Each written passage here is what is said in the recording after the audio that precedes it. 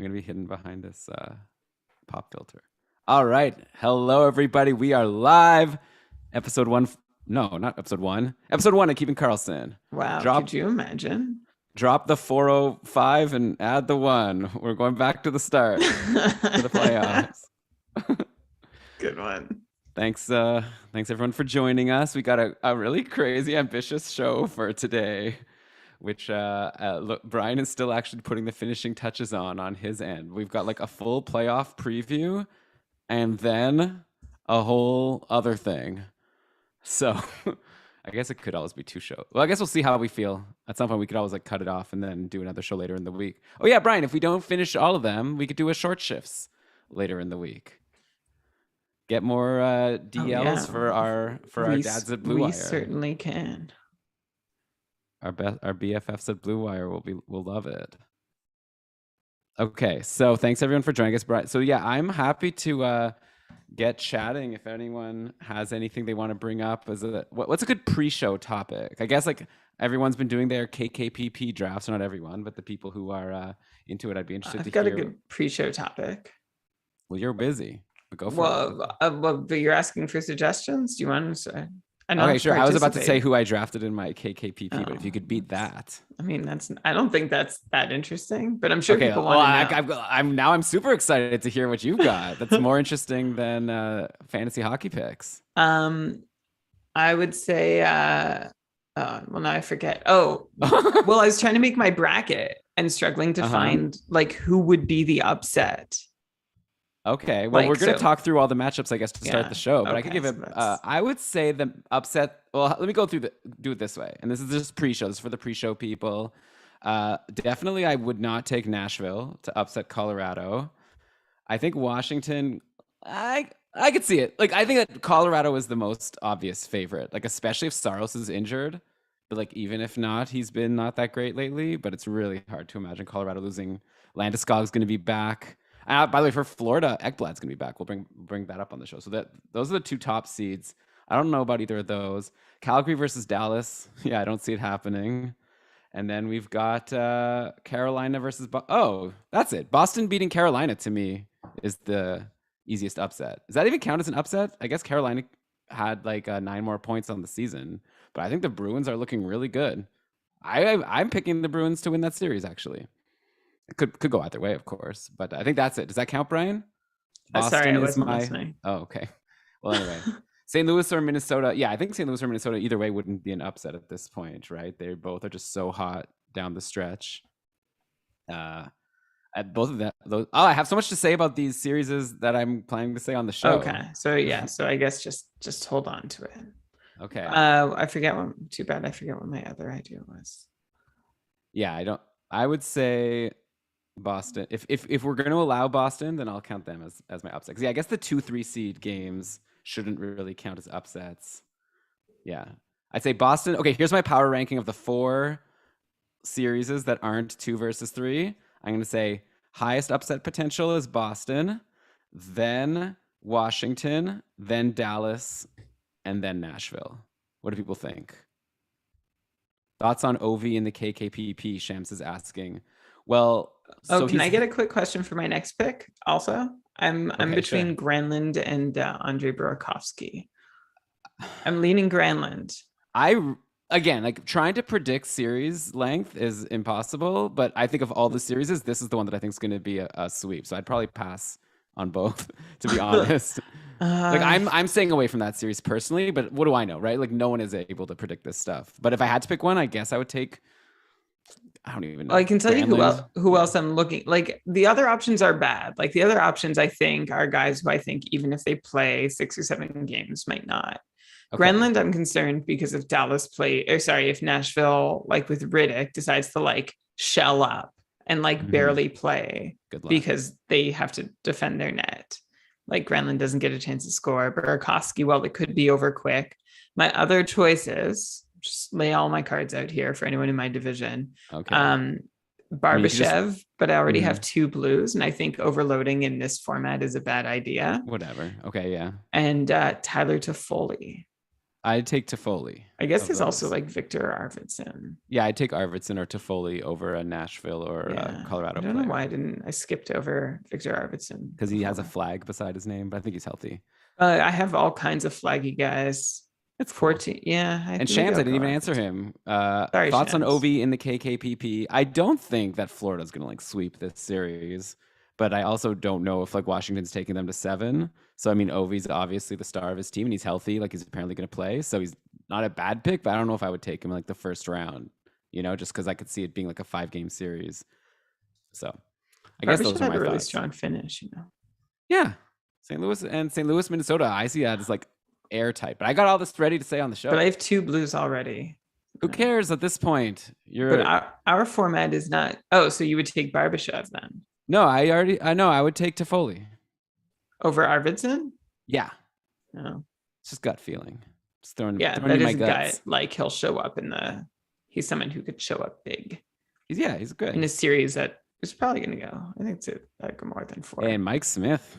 It's been so good lately, so maybe Arvidsson doesn't get anything past him. You never know.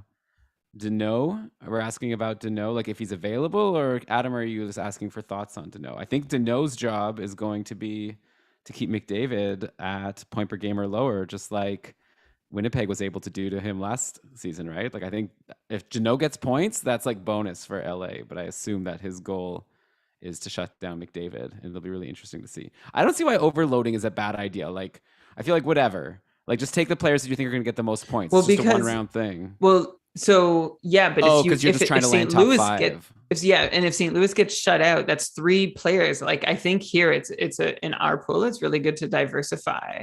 I guess.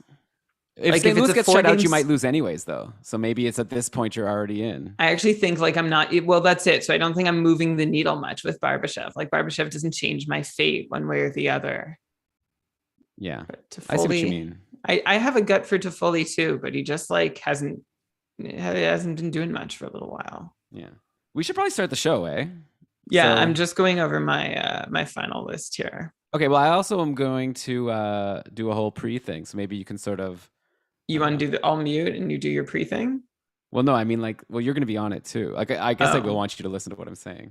Okay. So listen, give me 2 minutes. All right. Let me see what else is going on in the chat here. We've got really fun, smart people. It would be cool if there was a quick way to bring people on. Apparently there's something called Twitter Spaces. Okay. Homework for either myself or the listeners. If anyone's tried Twitter Spaces and knows what that is, I could easily just Google this and figure it out. But I feel like that might be a really good way to do a live show and like have people join. All right, so what do we got here? Adam is saying Barbashev. I don't know if that's Adam's recommendation or just wanting to give thoughts. Oh, Danault over Barbashev. Now I understand. I got it. Yeah, don't forget though, even if you come 5th, you still kind of hurt your chances because the way the KKPP works is that the second round and moving forward, they're not snake drafts anymore. They're just like straight drafts like the NHL draft, and the people who do worse in round 1 are going to get like those late picks in round 2. So if you're drafting, it's going to be 10 rounds of 10 divisions of 8. No, 8 divisions of 10. That's what it's going to be, of 10 people. So that means there's going to be 10, it might be 10 divisions of 8 people. But either way, you're going to be at the end of that draft, right? So you're going to be getting like 8th, 16th, 24, or 10, 20, 30. Because I just forget. I have it all written down. I promise this isn't flying by the seat of our pants here. Yeah, so I can tell you my team. I had 2nd overall, took Kucherov after McDavid went number 1. Just a gut feeling. I don't know. I was kind of thinking just in terms of like playoffs. I also took Nylander in round 3. Again, I don't know if this is smart or not, but I was kind of just thinking like he was so good last playoffs. So maybe he has that extra gear.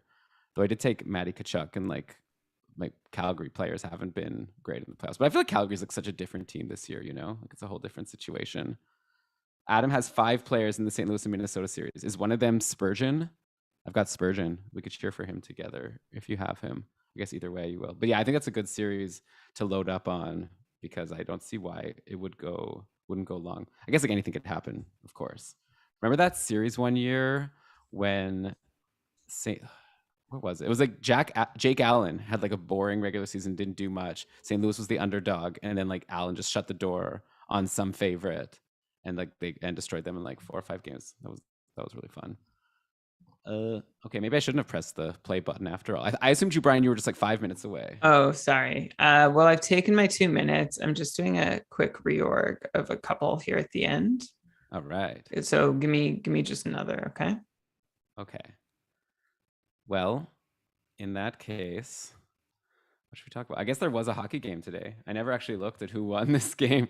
I tweeted out like asking if people had this series, like, you know, if this game was going to determine their like fantasy playoffs, and a bunch of people tweeted back saying like, yeah, they really cared about the result of this Jets Kraken game, which is kind of like a sad way to end the season almost, especially oh my god, I love seeing people like load up lineups with like Mason Appleton and Ryan Donato and Zach Sanford. So who here, after all of this, here are the players you should have added out of free agency in hindsight. So Alex Wenberg had a goal and an assist, so he would have been a big win for you. I saw one person mention Donskoy, so Donskoy got an assist. I don't recall if the person had Donskoy like on his team or the opponent's team, but Beniers, another point. Man, what a season. He only played like 10 games, right? I think it's 8 points in 10 games or 8 points in 9 games. Like Beniers is looking really... Maybe he'll be overdrafted next year because it still is Seattle, but he just like, what a showing. But anyways, as far as this game goes, let's see what happened here. So Winnipeg won 4-3. Who were the stars here? Who had Jansen Harkins? It's Jansen. Jansen. Oh, I apologize. You're supposed to not, if you're free, then I don't need to be talking about this. If you're free to listen. I'm just cutting, pasting now. Jansen Harkins, 2 assists. How do you know? Are you sure? When you're correcting me, it's like, that means you watched a game, I guess, at some point. I'm pretty sure about this one. And then Murray Barron had a couple points. Barron. Morgan Barron. Okay, Murray Barron is I think he played a while ago. I've got to look him up. I think he played for St. Louis. Murray Barron. Let's see what we got here. Morgan Barron. On his Wikipedia, and I'm control Fing for Murray, and nothing's coming up. So I guess Elite Prospects shows all the family. Shows family. Do they have friends? Remember how we at one point we wanted to track friends would be great. Friends with? Murray Barron played for St. Louis.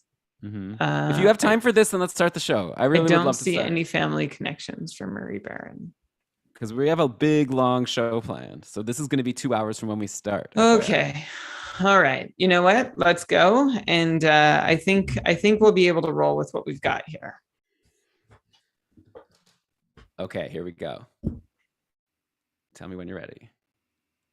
Okay. Yes!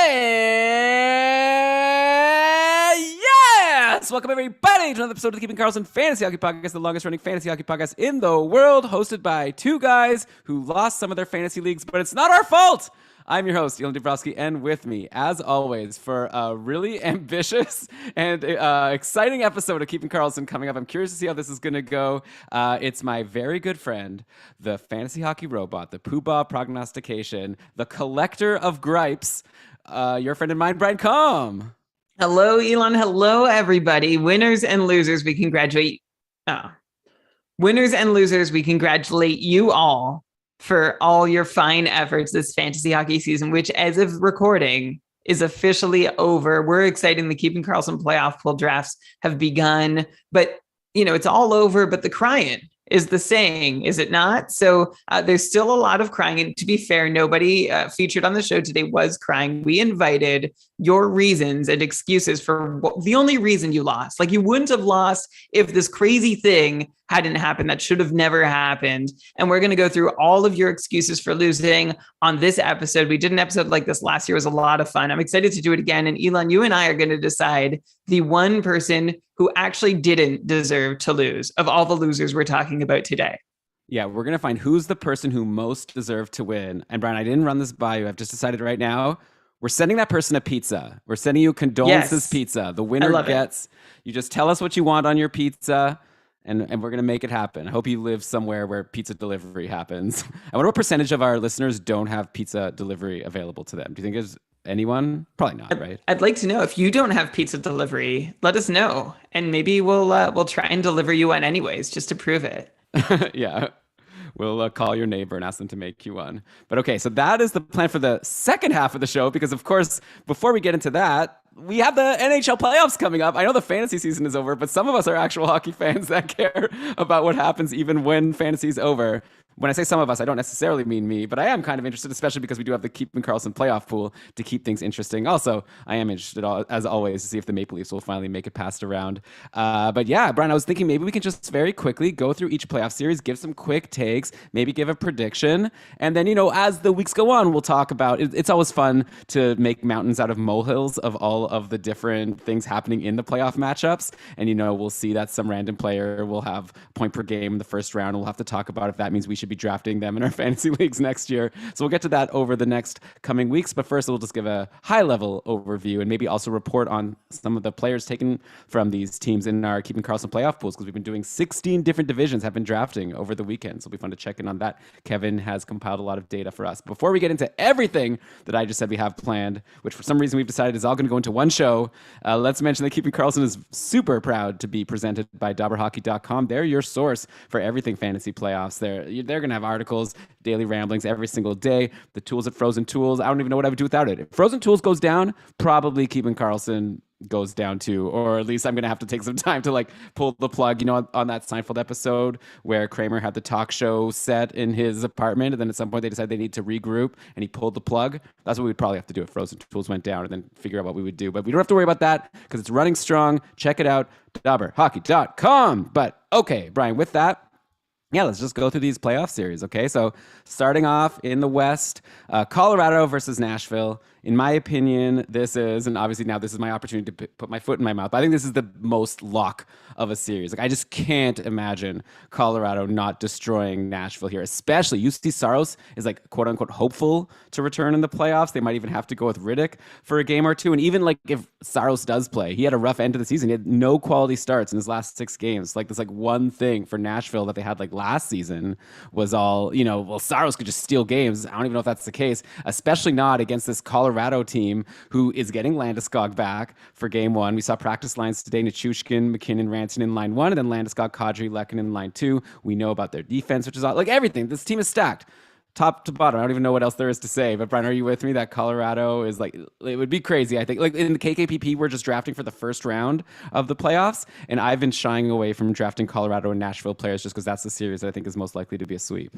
Well, it could be a sweep, but I could still see Colorado scoring more goals than some other teams who play 5 or 6 games. So that would be the one consideration for Colorado, because we've talked about Dave Riddick on the show. He's not somebody who you can really count on for big saves. And we talked about how his nickname Big Save Dave was kind of it's a weird one because he hasn't made timely saves nor in high danger situations. But we did have somebody mention after the last time we talked about this, which is that David Riddick looks like he's making big saves because he's so far out of position, and it looks heroic when he finally does make the save. Or maybe you just don't expect him to make the save and he does. So I'm not counting on any kind of heroics to show up from David Riddick. In fact, I wouldn't be...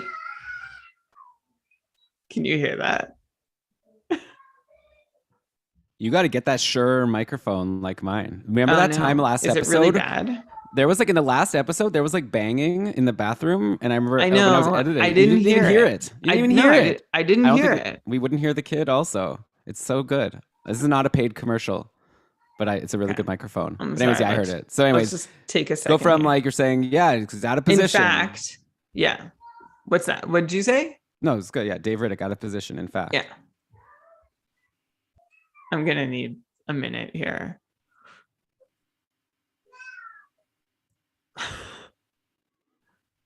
Joe says he can't hear it, but I could definitely hear it.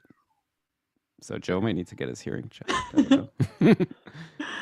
Or maybe maybe there's a cool microphone or headphones that know how to filter out the background noise. That would be cool. Can anyone else hear? I mean, how could you not hear? Why doesn't she want to go to bed? It's this is uncharacteristic. There was a point where you were recording in your basement and it was going well. Now you're even a little touch echoey, if I may say, and I think you gotta go back to the basement. Yeah. Well, I think it's too late for that tonight. Oh yeah, definitely too late for tonight. Joe says can't hear it. Joe is desensitized. Oh, I actually feel really she had like a whole ice cream cone tonight for like the first time. Fun. And I think it's like causing some trouble. I don't think it was a good idea. Okay, well, she doesn't even realize that she's screwing herself right now out of that next ice cream cone. Well, someone should tell her. We didn't set her up for success. I mean, yeah, and like she's telling Joe's got a kid filter in his brain. Okay, let's just go. In fact, David Riddick. Oh my god! Whatever. If she's there making noise, then she'll make noise, and it'll be part of the show. Like, what are we gonna do here? Oh god! It's not the worst sound. Yeah. Well, just okay. Let's give it another 10 seconds or so. Okay.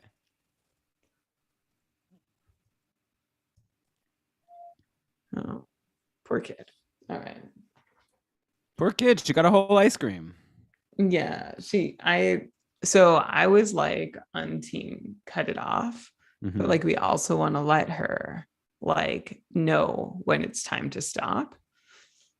And if we stop her, then she doesn't, find that point by herself. Anyway. Maybe you have to just give her a smaller ice cream cone next time. Well, definitely. We were both shocked at what a small dip cone at Dairy Queen was.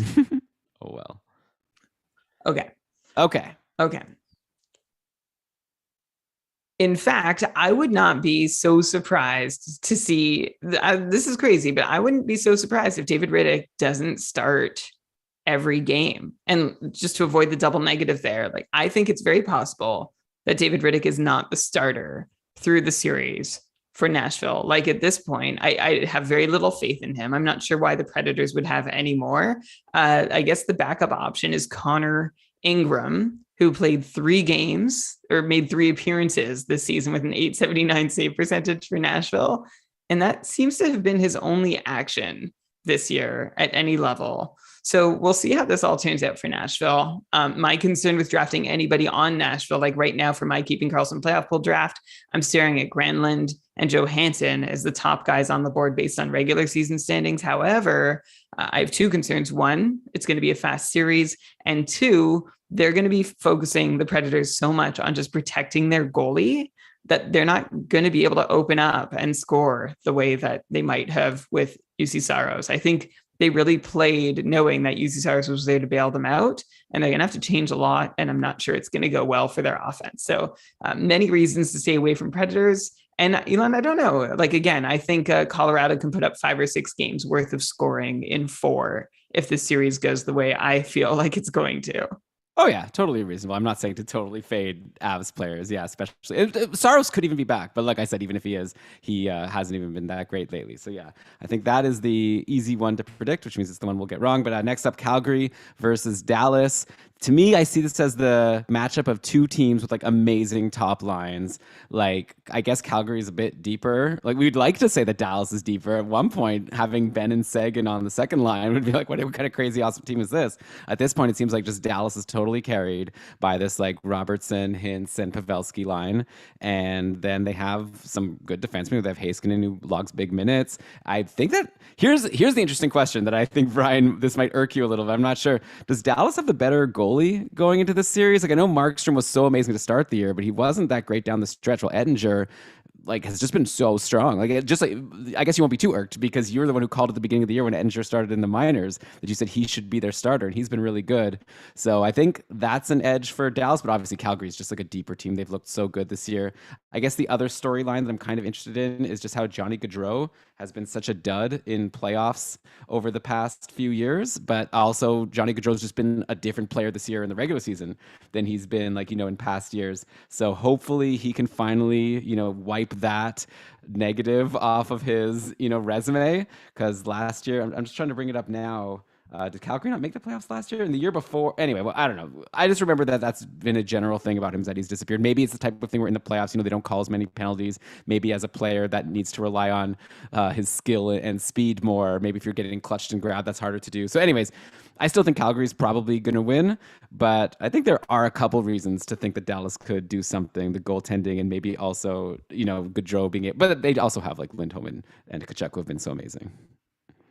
I agree. I think there's reasons to believe that Dallas can challenge But I think Calgary is too good. Your point about the goalies is well taken. Elon, I'm a big Markstrom fan, and I'm also a big Edinger fan. And these, Calgary and Dallas, are two of the top 5 defensive teams in the NHL. And when you have a truly strong defensive team, that kind of ups the luck factor, because it is just going to be a goal. When a team can shut you down in the playoffs, the likelihood of a goal being scored ends up being not a clean look, but some kind of ricochet, wild bounce, where you can't predict the shot as it's coming in from a weird angle from the point that's going to end up in the back of the net. So I think there's a lot of potential for that to happen in this Calgary-Dallas series. Although I do see that, I'm looking at moneypuck.com. It's one of my favorite places to go for predictions and statistically based predictions. They have a whole nice setup. There's a lot of great places. Hockey Viz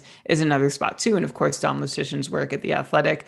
But MoneyPuck actually has Calgary as the team most likely to make the second round, even more likely than Colorado, and tied with Colorado for chances of a series sweep in round 1. And actually gives you odds or percentage likelihoods for a win in each round. So you can go check that out if you want. But I feel like it's a little closer, and I don't know if I'm just making that up, because maybe, I'll be honest, I haven't seen a lot of Calgary this season. I've seen a bunch, but not a ton. And maybe I'm just, I should be more convinced of how powerful and strong they are. They are one of the best teams in the league. And yeah, Johnny Gaudreau's been a dud in the playoffs in the past. Johnny Gaudreau's been a dud in the regular season in the past, but I think things are different this year. And I think the wind's in his sails as he goes into the playoffs. I would not be shy at all about picking Johnny Gaudreau in a playoff pool. Yeah, I guess with Dallas, it's about is Calgary going to be able to shut down the Robertson, Hintz, Pavelski line? If they can do that, then good luck. But well, we know Faxa is going to spend 24 minutes a night on the ice too, shutting down the top Calgary line. But yeah, I think their second line is probably better than Dallas's, assuming, well, who knows what version of Tyler Seguin and Alex Radulov and Jamie Benn we're going to get. But we've seen the wrong version of them for a lot of time over the last couple of years. Oh yeah, I even forgot about Radulov at this point. Oh my gosh. Yeah, he's just totally disappeared. Okay, let's go to the Edmonton versus LA series. Such a funny goaltending matchup. We've got Mike Smith versus Jonathan Quick. I heard recently, I was listening to the Dmitry Filipovich podcast, Hockeypediocast. Apparently Mike Smith and Quick played against each other 10 years ago in a playoff series when Smith was on Phoenix, not even Arizona. So that's how old these goalies are, and they're going to give it one more go. It's kind of even surprising that Quick is the starter. I think going into the season, a lot of us expected that it was Cal Peterson's turn, but no, it's been Quick the whole way through. And lately, Mike Smith has been unbelievable, just winning game after game, having good performances. Obviously, there's the possibility that he'll blow up, but I think Edmonton is hoping that he can hold up, and that's why they decided to extend him. I don't know, for this playoff experience. I don't know what that's worth. But yeah, that's going to be very interesting to see these two goalies. And then, of course, we've got Conor McDavid and the whole situation with him and how last year in the playoffs, he didn't even get any points in the first 2 games versus Winnipeg, and no penalties were called against him. And every single, a hockey analyst was complaining about, I think for good reason, that the refs just weren't calling penalties for McDavid. The other team was able to do anything they wanted with him. So we'll see if that changes this year in the playoffs. And then, yeah, as far as predicting the winner here, I think it could really go either way. LA is just such a deep team. I'm looking at the KKPP draft results, and we've got Kopitar drafted on average 62nd overall, or 61st overall, which is already pretty low for the top player on a team. And then you have to go all the way down to 95th, and then it's Brian. You want to try to guess even who's the second LA King drafted on average after Kopitar? Wow. I was going to say Victor Arvidsson. Yeah, no, it's Kempe. Kempe's at 96. Yeah. I don't know, Deneau at 119. So we'll see. It's just they're a deep team though. LA, and also LA has all these exciting young players. They've got Quinton Byfield on the fourth line. So we'll see if any of these players will step up. I don't think that LA needs to do a long playoff run. I think this will be this will be kind of like when Pittsburgh had Crosby as a rookie. I remember the Sens destroyed Pittsburgh in the playoffs, and it was fun to see Crosby's first playoff experience. And after that, Ottawa would never beat Pittsburgh again. They came close that one time when Pittsburgh won the cup, but we don't need to talk about that most recently. But yeah. But also LA's done this before, right? I feel like you can't just totally count out LA, because I remember the last time I did, and they were a low-ranking playoff seed. They won the cup. But that's maybe showing my age. But they're the kind of team that could potentially go far. They'll have to get by Edmonton. I'm excited to watch this series. I'm excited to see if McDavid could finally win a playoff series. That'll be fun. It will be fun to see. It'll be fun to see if he can, and it'll also, like, I'm gonna be honest, it'll be fun to see if he can and what comes next. Of course, we've been through that circle or cycle a few times already, and it's never quite as entertaining as I hope, but we'll see what happens. I think there have been some positive changes since Jay Woodcroft stepped behind the bench and put some systems in place and maybe a few modern ideas too. So I think Edmonton's well positioned at the moment, especially with Mike Smith looking like the Mike Smith of not so old, but I'm not going to get too deep into that. Kempe was a point per game player over the last month of the season, 11 points in 11 games. So that's not such a bad position to be in for Kempe. That makes sense that he's the next choice after Kopitar. But I think there's a decent chance that this series can go deep. And LA is kind of like this inexperienced team, right? So maybe they'll be able to push Edmonton. There are holes when you are playing against Edmonton, and like you said, Elon, that LA lineup is pretty solid through and through. I have the odds here. I'm going to cite them again on moneypuck.com about the teams most likely to win round one in the 7th game. Doesn't mean it's the most likely outcome for their series, but just the most likely of all the series, like, just sorted that they're going to win okay. I'm just going to leave that because I'm doing a terrible job of explaining it. Okay. Sorry. So I'm going to be able to work with this? Yeah, I'm just going to go from when I said I'm going to cite Money Puck. I said I think it could be a long series. I'm going to cite Money Puck again. That's it. You want me to just start over? I'll start over. Oh, I don't know. I just don't remember like when you started that sentence if there was a spot or not. But if you think there is, then I think there is. But would you rather I start fresh? Sure, if you want to. Okay, I'll start fresh. Yeah, it'll be fun to see if McDavid and the Oilers can win a playoff series, but it also might be fun to see if they don't. And then what happens? We've been through that cycle a few times already, and I guess it's never been quite as entertaining as I would have liked. And maybe the entertainment has already come for Edmonton, where Dave Tippett was fired, Jay Woodcroft has come in, brought in some systems, and I think some modern ideas that have helped the team. There's still definitely holes in that lineup, although right now not in net, thanks to Mike Smith's stellar play as of late, coming up big for anyone who had him in the fantasy playoffs.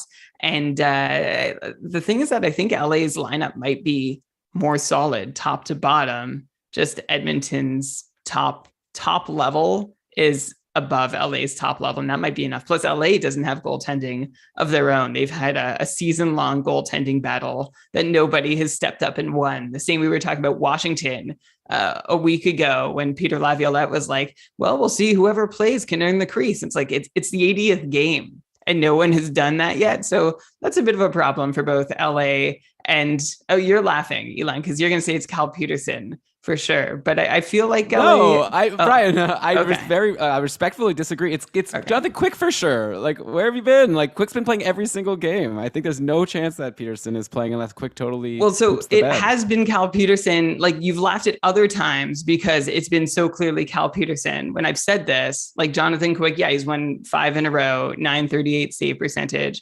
But that comes after a whole string of inconsistencies too. So it's almost like, look at the games played. Like, when's the last time Cal Peterson's even played? Like, it's like, it's over. That decision's been made for sure. It's not like that Washington. I liked your previous version. Okay. All right. I'll stick with the previous version then. Like, it wasn't that long ago that Cal Peterson strung a few solid games together. I mean, by that, not that long ago. I guess it's a month now that I do check out his game log. So, I already said this to start in my whole diatribe to start. I was like, Peterson, at one point, we thought he'd be the starter, but now Quick has been playing all the games. Yeah. Well, I could just see it turning again, honestly. I don't think LA is solid. In net, and Edmonton, like, it's Mike Smith versus Jonathan Quick. And how much faith do we have? Like, which of those guys, Elon, do you think is likely to fall off first? Probably Mike Smith. Oh. Like, Quick is, like, solid. Like, Quick's never been, like, terrible. He's just been maybe a little overrated in your mind. No, I think you've given up on him like several times this season. I don't know. Anyway, I'm going to cut all this and just go with your first answer. All right. All right. Next up, let's go to Minnesota versus St. Louis. This series to me looks like so close, right? It's so hard to predict. Like two good teams, both with like really strong finishes to the season, both actually with interesting goalie situations, right? Like I could see this being the series. Is this the series that's the most likely that both teams are going to play both of their goalies and not even necessarily because one struggles, like maybe just because they want to alternate? Like I know like Husso had stolen the job for most of the season from Binnington, but right at the end, they started giving Jordan Binnington some games.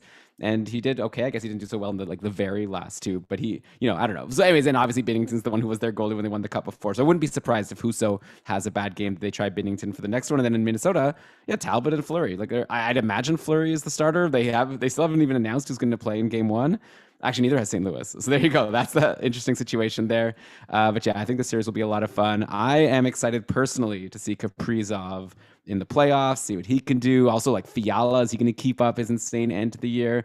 Boldy as a rookie. So Minnesota, I think, is the more interesting team to me. Like who I want to win as a fan is Minnesota because I'd rather see their players go far. We've already saw this story with St. Louis a couple years ago, so I'm ready to see Minnesota do it this time.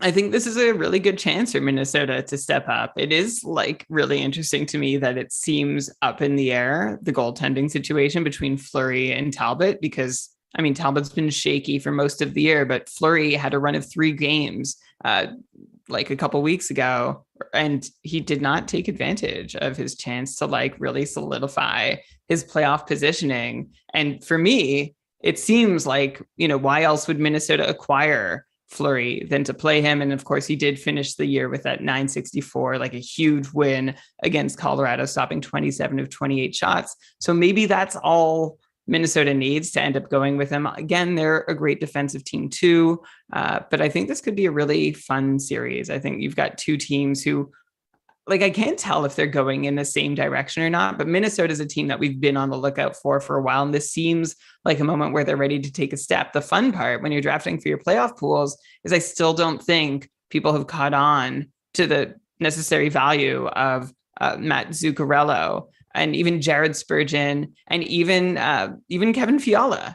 Like I got him in the KKPP and I feel pretty good about it. I don't think it was a bargain that I got. And I was wondering, okay, how much later can I wait to grab Kevin Fiala? I got him 32nd overall in the 3rd round.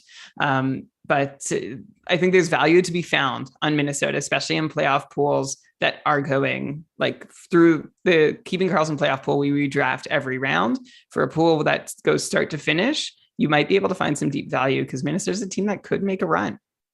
Yeah, when you're in one of those playoff pools where you're just picking your players for the entire playoffs, you obviously have to just take some swings on some teams. And I think Minnesota is a fun team to do that for because I think everyone's going to try to go for your Floridas and Colorados. Like people are going to load up Tampa or Toronto, I guess. That could go either way. But I think Minnesota, might fall to like the second tier. And so maybe you could win your playoff pool by just getting like Kaprizov and Zuccarello and Fiala and all these guys, and then just hope that Minnesota goes far, and then you'll be golden because they could get a lot of points for sure. So yeah, I like that tip. Okay, let's go to the Eastern Conference now. Florida versus Washington. Man, Florida's just so good though. I mean, I don't know. They just lost 10-2 to Montreal to end the season. Clearly, they're maybe not. No, I'm just kidding. That was like not the real Florida Panthers playing that game. Jonas Johansson was in net. We were having a discussion on Discord of who's the worst goalie, Jonas Johansson or Carter Hutton?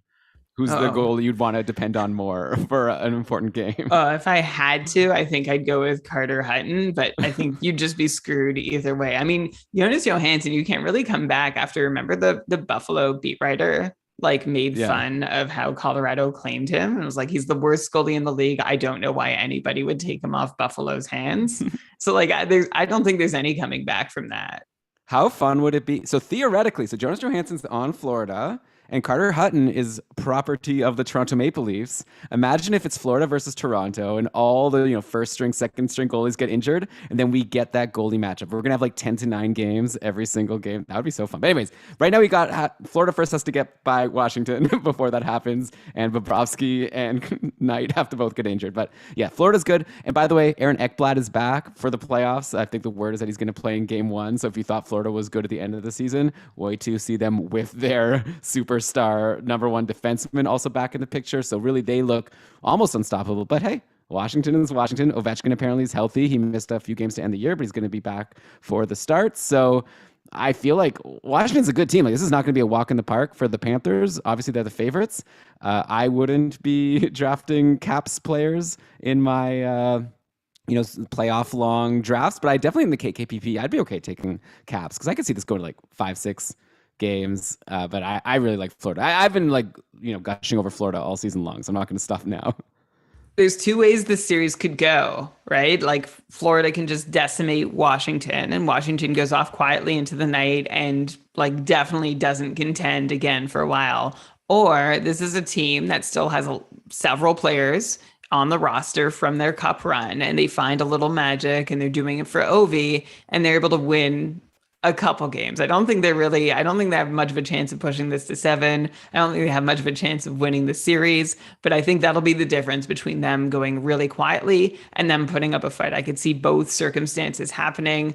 Like someone like Tom Wilson in a playoff pool, when you get to, a later round, I'm interested. And TJ Oshie, like these are sort of depth caps who, if they are putting up a fight, you might find a little bit of value on in the first round. But if you're looking for anything from them beyond the first round, I wouldn't think too hard about putting them on your roster. And then for Florida, I mean, you're looking at a matchup against, as we mentioned, goalies who have not earned a spot in the starters crease all season long. And the way they feasted, like I was looking at a stat that shows like how many times they've scored 10 goals, 9 goals, 8 goals, 7 goals this season. It's crazy how many times they've had these huge, just bust out performance games. And some of those have come against good teams and some of those have come against good goalies. And so I'm curious to see exactly how hard they take it to the Washington Capitals. And I want to know who scores more goals this round between Florida and Colorado, because they both seem really well positioned to just rack up the goals and points. So in Kevin's ADP sheet, I believe it's only listing players that have been drafted in all of the 16 divisions. I believe that's how he did it, but he could correct me if I'm wrong. But like Florida, there's already 8 players listed on this sheet, and like these drafts aren't done, right? In order: Huberdeau, then Barkov close behind him, then Giroux. By the way, they haven't even played a game yet with Giroux and Ekblad on the same team. So just let that sink in. Okay, then Sam Reinhart, Ekblad, Uyghur, then the Florida team goalies, which we're giving a point for win, point for shutout. Duclair. Yeah, Verhaeghe's still out there for, I think he's still out there for my league. I know he had a slow end to the season. But yeah, this team is just stacked. I love the Panthers. They're so good. Okay, let's go to Carolina versus Boston. 3 more series to go. Okay, so Boston, I guess here's the interesting thing with Boston. For the first time, I guess, where like they're officially this 2-line team. Now, like this is not the kind of thing that's going to go away. Doesn't seem like in the playoffs unless things go totally haywire. So now we're going to see Pasternak, Hall, and Haula on the second line. They've got Hampus Lindholm at the trade deadline. So I'll be interested to see how Boston does. They used to be a team that you had to be really scared of in the playoffs, and they have not been so scary over these last couple of seasons. Linus Ullmark has been announced already to start game 1. That's another series where we might not see only 2 goalies. We might see 4, because for Carolina, Frederik Andersen is still not ready. He might be back at some point in the series. We'll see if it's Ranta or Kochetkov playing in game 1 for Carolina. It depends on Ranta's health. Carolina ended the season super strong. 2 really good teams. I feel like this is similar to St. Louis and Minnesota, right? Like I could really see it going either way. 2 strong teams, and I wouldn't be betting my house on either result because I think it could go either way for sure. Well, please don't bet your house on any result because that's just not worth it. You don't need a second house if you bet your first house to get another house. But I won't. I would not want to really dig in deep on either of these 2 teams too. The way Carolina and Boston have both played their seasons, and they both can be stingy teams. They're both experienced. They both have reasons to be pushing. MoneyPuck has Carolina with a 60% chance of winning. Sorry, let me say that again.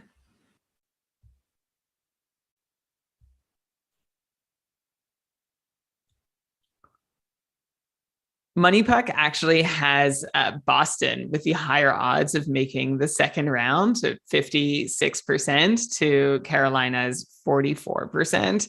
Which is still like a pretty small spread, right? But it is one of the closest series. Actually, it is the closest series, second to Edmonton and LA. And so I'm also not going to go too hard on trying to predict the winner of this one. This definitely seems like one that could go 7, where each team is definitely like, I would be so surprised if one of these teams wouldn't put up a fight. Like if this is over in 4 or 5, I'll be shocked. Which is going to make it a really fun series to watch. I think you've got some really interesting performers on each side. Of course, you've got the new look Bruins running 2 lines for the first time in the playoffs, which is not something we've seen them do before. And Carolina, who's been knocking on the door for a few years already, trying to break through. So I think the stories are there. I don't think there's anything particularly interesting about any of the players. But I guess this is like a team oriented. Well, no, sorry. I just mean in terms of like trying to assess their value for playoff pools or looking for a breakout performance. I'm not sure. Like Nachas, I'd love to see him come alive in the playoffs. That would put a lot of the season that was behind him for sure. And I guess Tony DeAngelo could use a strong finish to his season too. So we'll see how they all play. So we'll see how that all pans out over this series, which I think is going to be one of the more exciting ones. Yeah, DeAngelo is playing for his next contract, right? Like I'm sure he's already earned a nice raise, but a strong playoffs will only earn him another $1 or $2, right? I guess same with Johnny Gaudreau, right? He's earned. I think at this point, Johnny Gaudreau is like already at the highest he's going to get. Like his if he were to like for whatever reason have to not play, though I guess if he doesn't play, that'll probably bring down his value. But like Gaudreau just needs to keep it up in order to earn that like amazing contract that he's likely going to get. And yeah, DeAngelo, I feel like could still like bump himself up a little more if he can prove himself to be like a leader and take Carolina through a couple of rounds. All right, so then we got Toronto versus Tampa. I think kind of like Boston. Like I don't know if Tampa's record is really representative of like how good they are at this point. You know, like Boston, yeah, so they're like the 7th seed, but you know they had stretches with Marchand suspended or like Bergeron was injured for a bit. Pastrnak was injured like for a bit at the start of the year. So I feel like Tampa, anyways, like, you know, like Kucherov missed a big stretch. Now we've got basically like it's not the exact same team as last year. I know the third line is different, so they've lost like Gaudreau and you know, Vacu Coleman, but like Gourde. So that was a good line to lose, obviously. But they got Hagel, they got Nick Paul, like I don't know, they have Ross Colton. I guess maybe it's not the exact same, but they still like the core is basically the same. And that's a team that won 2 cups in a row. They've still got the best goalie in the world, most likely, or maybe Shesterkin has taken that crown. But I don't think that really matters until Tampa plays the Rangers at some point if they could get by Toronto. So yeah, Stamkos ended the year super strong. So I think they're going to be a very tough. Like Toronto definitely did not luck into anything this year. They probably have one of the toughest playoff matchups of a team that, you know, did as well as they did. Toronto's good. Like I don't want to take anything away from them. It sucks that Michael Bunting is going to be out for a game or 2. Like it would be nice if they could just be at full strength. But yeah, I think it's going to be really tough. I've seen Toronto's like the favorite in most of the betting sites. I'm assuming on your Money Puck site there, but I have a feeling that. Like I wouldn't bet on Toronto. I actually think Tampa's going to win if I had to pick a team. But I'm cheering for Toronto for my poor friends out there who just want to see a win one day. It would be really a real release for Toronto to finally make it past the first round. I actually got Austin Matthews 8th overall in the Keeping Karlsson playoff poll. That's the latest crazy. Anybody got him. And as the picks went through the first round, I'm like, what am I missing? Like, is there something I don't know? Are we really afraid that Tampa's going to shut down Austin Matthews and Andrei Vasilevsky is going to stand on his head to the point that he's not worth picking in the first 5 picks, let alone the first 3 picks, or even the first pick at all, especially with Toronto favored? Actually, on moneypuck.com, you're right.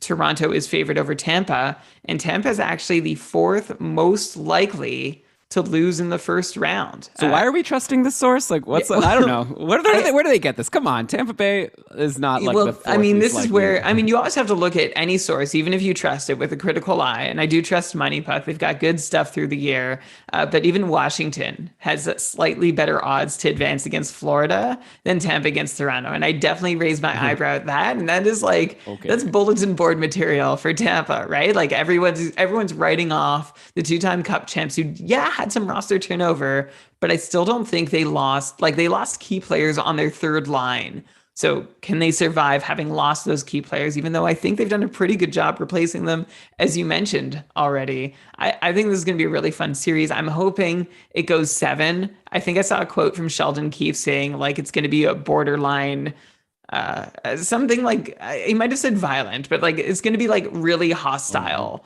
through the series.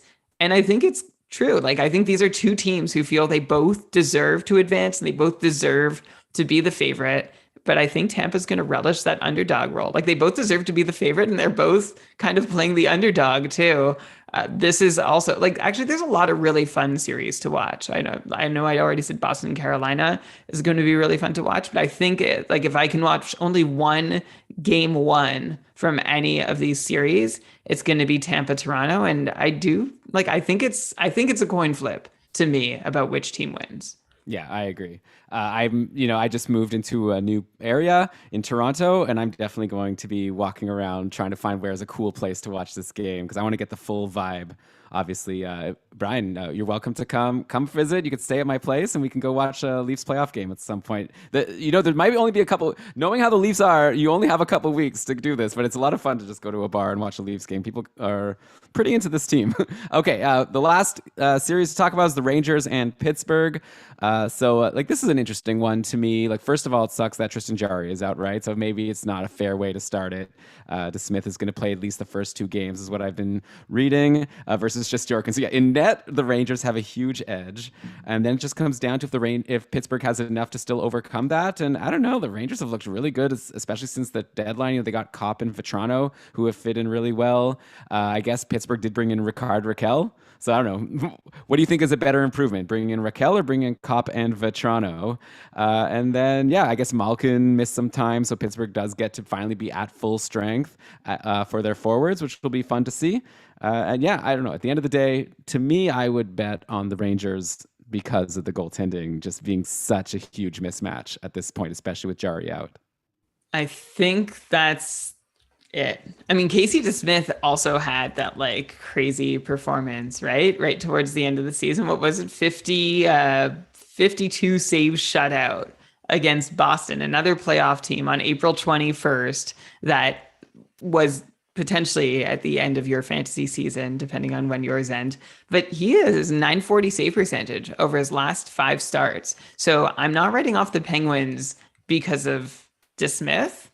I think they have a chance to overcome this. I really do. And this is a team that has, like, this could be the last shot. We don't know what's happening with Chris Letang. Next year, Malkin's getting older and also falling down the draft board because he had a relatively ho-hum fantasy regular season and like missed some time.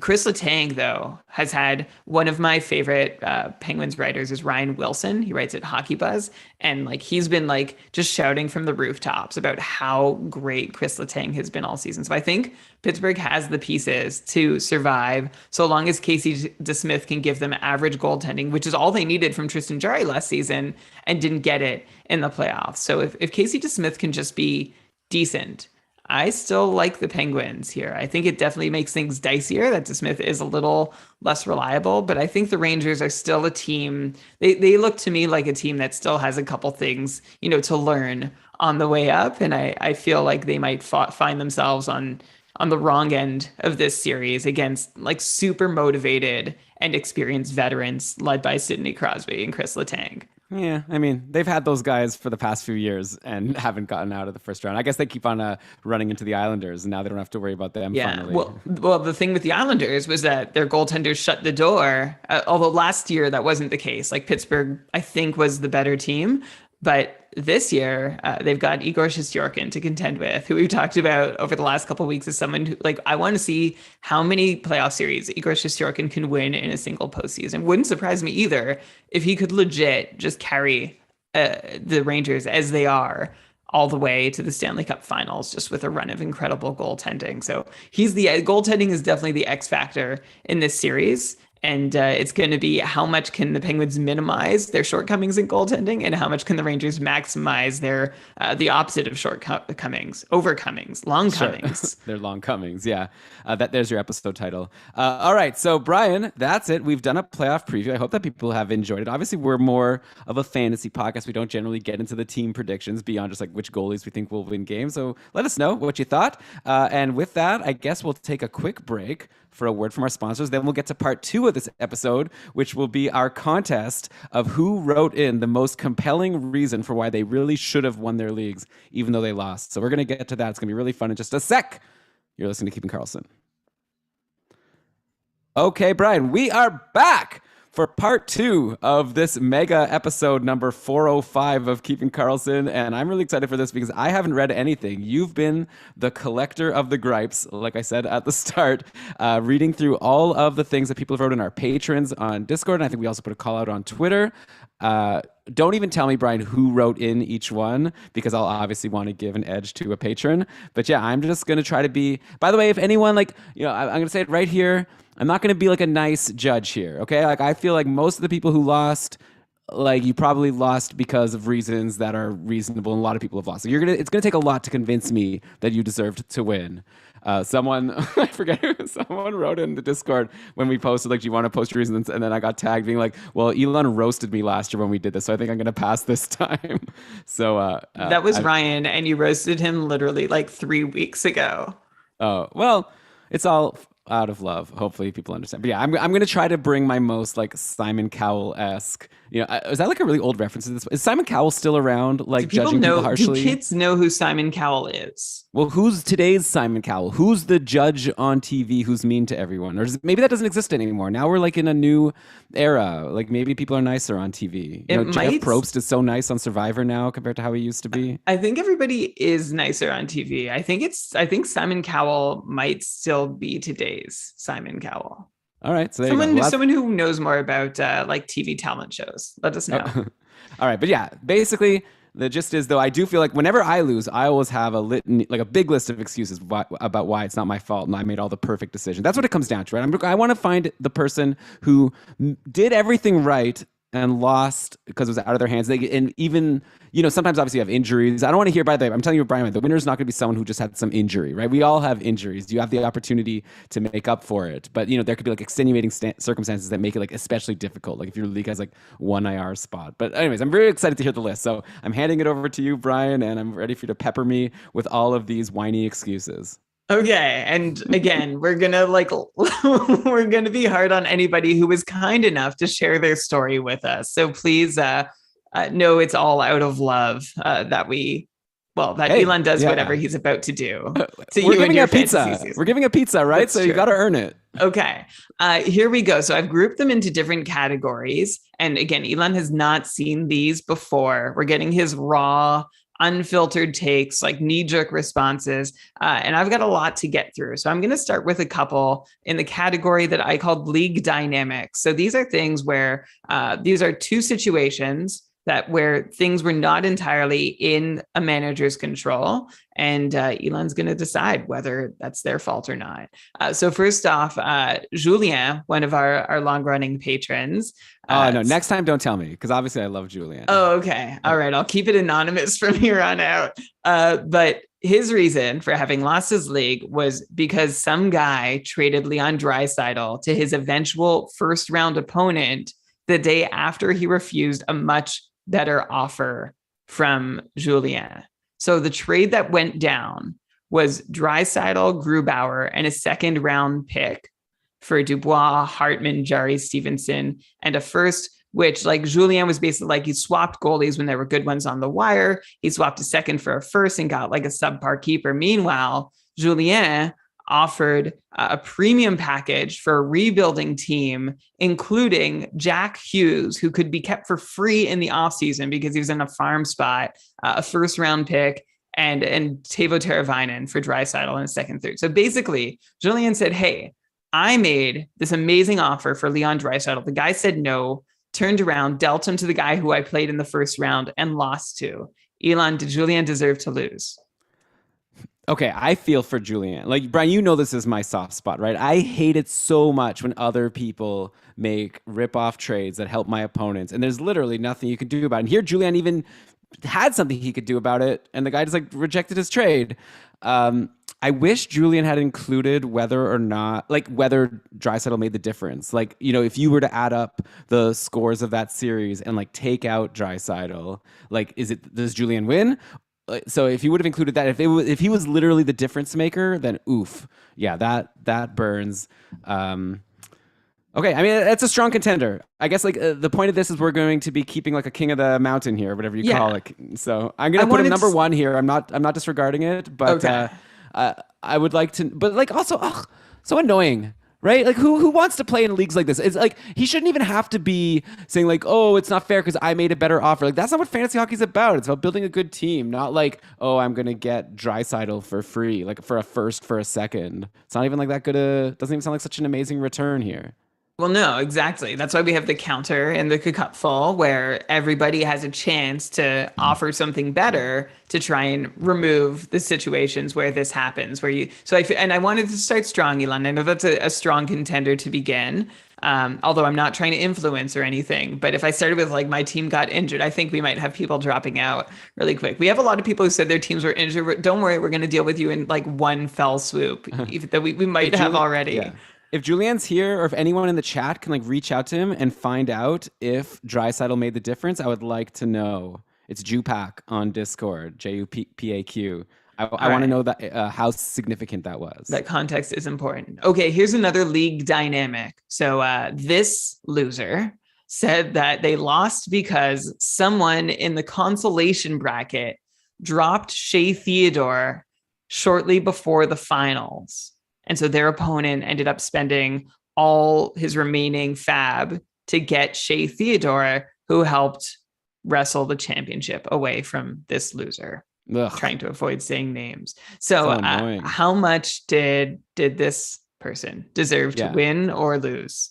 I guess there's like more context here also, like in terms of like, I guess like I don't know if I want to give the winner the pizza to someone who it's like, yeah, your opponent got a free player, because it's like you maybe still could have maneuvered. Like it's not like you could have maybe still done something. Like again, kind of like with Julian, like I'd want to know, like, did Theodore actually make the difference? Like, is that why you lost because of this Theodore drop? Also, was this Theodore drop a fair drop? Like that the person made a smart move? Like, was Vegas just like not playing anymore that week and like they needed to make a quick ad, or was it just like some annoyed, manager that lost and decided to just mess up the league? Because that would obviously know what I mean. I would also say that your commission needs to deal with that. But I guess there's fab. And that, I guess the other thing though I can say is, to Mr. Anonymous Loser here, like if you wanted to, you could have saved your fab, I guess. Though maybe you didn't realize there was going to be such a good defenseman. I guess let's look at Shea Theodore very quickly, if you don't mind, just in terms of like how strongly he finished here. Because I know overall Vegas really blew it and couldn't get a win when they needed it. There was someone in my cupful division who dropped Shea Theodore coming into the home stretch because he had been really quiet, and it was kind of like what? I can't believe it. But going back to the end of January, all the way through to the end of March, over 2 months, a 2 month stretch, Shea Theodore had played 23 games and put up just 6 points, averaging 2 shots per game, which is like 2 shots per game is fine. But you're entering your fantasy playoffs. Shea Theodore has 6 points in 23 games. That makes sense to drop him. So I'd also want to know at what point in the consolation bracket this happened. And then, of course, Shea Theodore awoke and had 15 points in his final 15 games, averaging 3 shots per game, scoring on an outsized percentage of them just by a little. But he had a really, really strong finish. So to anybody who gave up on him, yeah, you got burnt. And anybody who was able to pluck him out of free agency, what a win. Yeah, I'm going to leave the person who's at the top of the board right now as the first one, since that was like Draisaitl. Like you're saying, Brian, like Theodore was cold, made sense for him to get dropped. Like we've been saying on the show, like if someone is not helping you, you can't just like hold on hoping for them to get better once it's like, like I wouldn't have dropped Theodore, by the way, because he was still getting like top power play. I know his shots were a little bit down, but he has a history of shooting well. So, and in the end, yeah, he was good. So that sucks for you, but also you had an opportunity to get the drop if you would have had the fab. So there were some things you could have done. And also, again, there's only one player on your opponent, right? Like my opponent, and now I could be extra annoying for this episode since I won the cupful, right? So I could be like, well, Mark had a lot of good players on his team. Like he picked up Joe Pavelski as a free agent early in the season. How about that? And so, and I still was able to win. So you should have been able to still win, even though your opponent picked up Shea Theodore. Draisaitl's another story, right? He's like a superstar top, like 3 pick in a draft. So still number one, who unfortunately I know is Julian, but I promise that's not affecting me. I trust your ability to not discriminate. So I'm going to continue just calling everyone a loser who's submitted. So those are a couple that where league dynamics really played a part. And like, we say this in the cupful, like everybody in a league has some kind of responsibility to the other to not just like wreck it for everyone. Cause like you can you go ahead and do a bad trade where you rip off or someone else gets ripped off, but there's everybody else in the league who that throws for a loop. So it's Thank you. Yeah, Brian, curious. It's true. Like, I feel like people, like when we talk about our counter offer rule in Cupful, a lot of people are like, I'm against that because I don't feel like just like helping out these like bad, like if you make a bad trade, you have to deal with it. You don't get like a second chance to, take back the trade. You should have to like deal with it. And it's like, I don't disagree with that. Like my problem with these bad trades isn't like Brian's saying, it's not the person who got ripped off. That person probably sucks and doesn't know what they're doing and is going to lose regardless.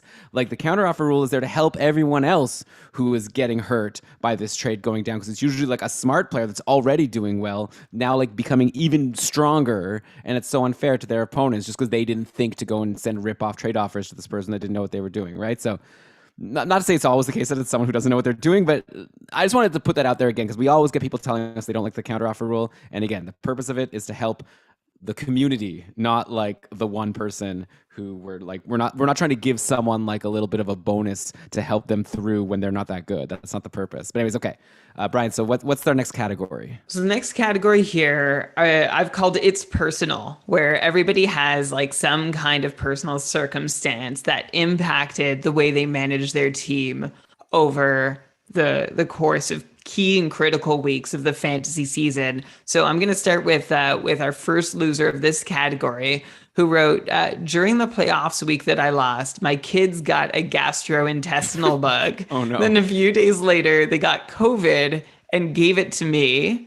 And we also closed on a new house the same week. Congratulations, loser number one for this category on the new home. We wish you health and happiness in it. And then like they went on to say like Pasta was injured after half a game, and it was the week where like Bobrovsky was not as good. But basically they said, look, my kids were sick twice. They got me sick. I had this other big life event happening. And then my fantasy team crapped the bed. Although they did quip, at least their kids didn't crap the bed. But their fantasy team did. And their kids were at risk of crapping the bed. So with all of this going on, Elon, how do you feel about this loser?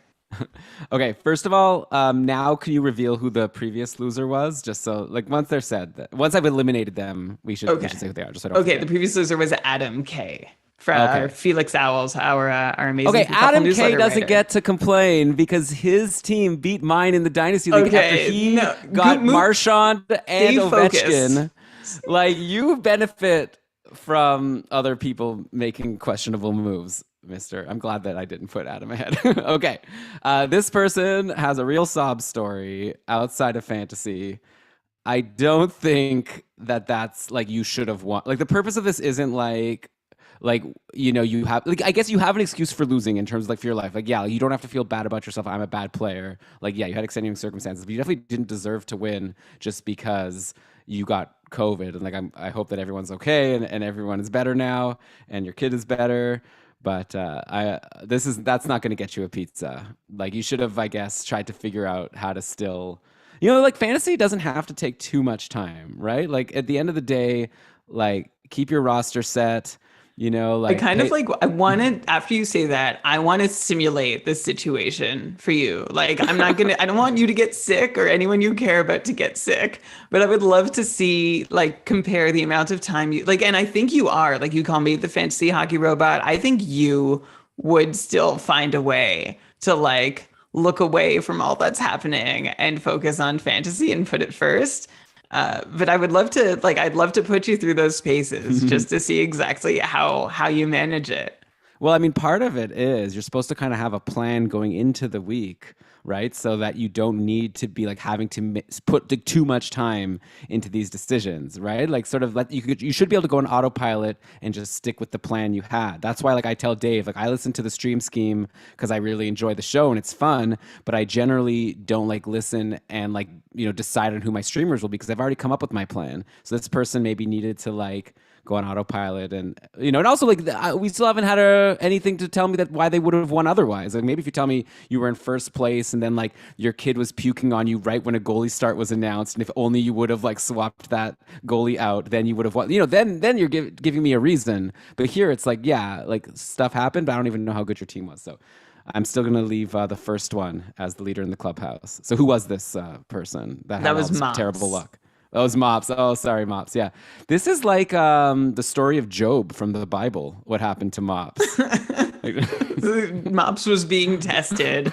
Yeah. And we'll see, we'll see how much of a grudge you harbor against your children and your new home. Like if you feel like it's cursed. We hope not. We hope there's no curse. Yeah. Yeah. Please. By the way, I've moved into a new home and still won. I'm just going to say. Start a new life. Maybe it's time to leave your kids in home now that you've got that and have like brand new where you keep that all hidden. And maybe you'll win your fantasy league next year. I guess that's only if you don't win the next year, like if it still doesn't work. Okay, here's someone on the other side of the coin somewhat. They said, I blame my loss in the semis on being in Hawaii for the week. Oh, you were in Hawaii on vacation. Because Hawaii, because I was there once and there was Wi-Fi. From what I recall, Hawaii does have Wi-Fi. Yeah. Yeah, their opponent beat them to some goalie streams, ended up being the difference. And then they added in for kicks that and drafting Dougie Hamilton. Okay, that's the more legit reason than having gone to Hawaii. Yeah, I'm a fellow Hamilton drafter in one league that I lost. And that's annoying because it's like maybe Hamilton could have done better and you could blame the coach, right? Like why wasn't he getting more power play time? Like what happened there, So that's a decent excuse actually. If you just led with Hamilton, I would consider it. But this Hawaii thing, come on. You made that choice. And also I've been on vacations before and still managed my fantasy teams. So get out of here. Elon's just going to rank all of these on like, if it happened to me, I would have been fine. Well, of course. Right. Okay. I want to hear someone who deserved to win. Like someone that like, even I don't think I would have been able to overcome this adversity. Okay. Well, like now I'm wondering if I need to skip all the others that I have lined up. I'm going to read this one because it was well written. All right. So who went to Hawaii? Wilson. All right. I hope you had a nice time. I hope it was more fun than a Cupful champion shirt, if this was Cupful or whatever league prize. Yeah. Well, I mean, being in Hawaii would trump a couple like of the leagues I play in. Trump winning them if I could get to Hawaii. You love travel. It'd be so fun to. Oh, are you saying I don't love fantasy hockey enough? No, I'm not saying that. I'm just saying you like love travel more than I do. Like in terms of like for me, like travel is fun. But okay, if you had a choice between winning your like fifth most important league or going to Hawaii, and you knew going to Hawaii was going to somehow make the difference, even though I know you wouldn't let it, what would you do? I mean, I'd probably go on the trip. You're saying my fifth most important league, but also it's like I have other people that would be disappointed in me, namely my spouse. Like if I was like, I can't go because of this reason, it wouldn't fly, Okay. Yeah. Well, well, that's it. I mean, you can't have, well, you would try to have both. I think okay. Maybe actually if Wilson would have been like, I didn't even want to go to Hawaii. My spouse like made me go. And it was like, to be the best man at like someone's wedding who I don't even like anymore. And I had to buy like a $900 suit or something. And then I saw a notification on my watch that like this player was injured, but it was like during the wedding. And I really wanted to like, and I started taking my phone out of my pocket and the person beside me was like, put that away. And I was like, and I had to just sit and watch while I had, Kyle Connor on my roster, even though he had COVID. Then, okay, that would be something. All right, here's a mix of personal circumstances and NHL circumstances. So this loser says this happened on April 9th, so almost a month ago now. And their team, whose team name is Sports, and I mention this because it is somewhat relevant, weaving together the whole story. Okay, but they're feeling good about their week. They were down by 50 on Wednesday, have come back to tie it by Saturday. And they had also saved 2 ads for the last day. So they spent the first ad adding Scott Wedgwood, who should have played, who was expected to play, wasn't verified yet. Wasn't announced on GameDayTweets.com. Wasn't announced on GameDayTweets.com. It's the second half of a back-to-back against Chicago. Elon's already rolling his eyes. And then... I'm not rolling my eyes. But to hedge, they didn't use that other ad until they saw some sort of verification about Saturday or Sunday for the rest of the goalies. Okay. So they didn't blow both. They knew that this was a bit of a stretch. And so they said, okay, like I'm going to take this leap, but I'm going to hold another move in my back pocket. So Sunday rolls around, and they play sports is what they said. They played sports on the Sunday until 4:00, and we're ready to use that last ad. And then they open up Yahoo and see a ton of available goalies who have the little green check mark saying, okay, yeah, they're starting today, like DeSmith against Nashville. And then tried to add that and found that the player had already played today because the game started at 4. Right. And this happened at 4:01. And I'm supposed to, and I guess that this was one of those situations where the game got rescheduled like that day, like it was originally scheduled to be at like 7, and then the NHL rescheduled the game at the last minute, and this person playing sports didn't get that notification because they were playing sports. So you're being cheeky about this.